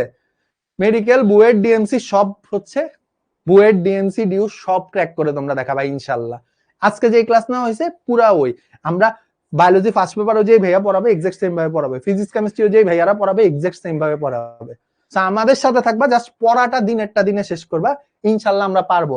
লাস্ট কোনো কোশ্চেন আছে ভাইয়া? পড়া বুঝতে পারছি আই হোপ, প্রথম ক্লাস ছিল, অনেক পড়া ছিল, আই হোপ বুঝতে পারছো, তোমাদের উপর আমার বিশ্বাস আছে। আচ্ছা, প্রথম ক্লাসই হচ্ছে অনেক লেট হয়ে গেছে না, সমস্যা নাই, প্যারা নিও না, ইনশাল্লাহ তোমরা পারবা, তোমাদের উপর বিশ্বাস আছে। হ্যাঁ, সবাই বলে যে প্রাইভেট পড়াই লাগবে। দেখো প্রাইভেট শুধু শিখতে পড়ে আলামিন যদি ডিএমসি তে চান্স পাইতে পারে, ওই একটা দেশের এক প্রান্তে থেকে যদি ডিএমসি তে চান্স পাইতে পারে, তোমরা পারবা না? শুধু শিখতে পড়ে যদি হচ্ছে ওই যে ওই ছেলেটা বুয়েটে চান্স পাইছে, ওর নামটা আমি ভুলে গেছি, তো তোমরা পারবা না? ইনশাল্লাহ পারবা। টাকা কামাইতে চাই তাহলে কোনটা ভালো হবে, তুই একটা কাজ কর, তুই হচ্ছে এখনই প্রবাসী হয়ে যা, মোরসালিন। প্রবাসীরা অনেক টাকা কামাইতে পারে। ভাইয়া আপনারা তো অনেক বছর ধরে পড়ে আসতেছেন, তাই বলে আপনাদের সব ধরনের খুঁটিনাটি ইনফরমেশন মুখস্থ, আর আমরা তো একদম নিউ, সেই ক্ষেত্রে কিভাবে পড়লে আমাদের খুঁটিনাটি ইনফো গুলো মনে থাকবে? ভাইয়ারা ক্লাসে যেটার উপরে বেশি ইম্পর্টেন্স দেয় ওইটা ভালো মতো মনে রাখবা, তাইলেই হবে। বইয়ে অনেক ইনফরমেশন লিখা, ভাইয়ারা ক্লাসে যেটার উপর বেশি এফোর্ট দেয় ওই লাইনগুলা ভালো মতো মনে রাখবা, তাইলেই হবে, মোর দেন এনাফ। আচ্ছা কি কোশ্চেন করছিলাম আমরা সবাই? নো ভাইয়া লিখতেছে, আচ্ছা ফ্লোতে ফ্লোতে চলে গেছে, সরি। আচ্ছা তাইলে হচ্ছে ইনশাল্লাহ নেক্সট ক্লাসে দেখা হবে, অনেকগুলা ক্লাস হবে, MCQ CQ advance problem solving class হবে, কোনো সমস্যা নাই। যত কোশ্চেন আছে সব কোশ্চেনের উত্তর দেওয়া হবে। কালকে ভালো মতো কলেজে যাও, কলেজে ক্লাস করো, পড়ালেখা শুরু করো, আস্তে আস্তে কলেজের প্রেশার গুলো বুঝো। ইন্টার বায়োলজি খুবই ইজি, তোমরা পারবা, আমরা তোমাদের সাথে আছি, জাস্ট ভাইয়াদের সাথে থাকো, বাকিটা উপরওয়ালার ইচ্ছা। ঠিক আছে, তাহলে আজকে এইটুকুই। আসসালামু আলাইকুম, আল্লাহ হাফেজ সবাইকে।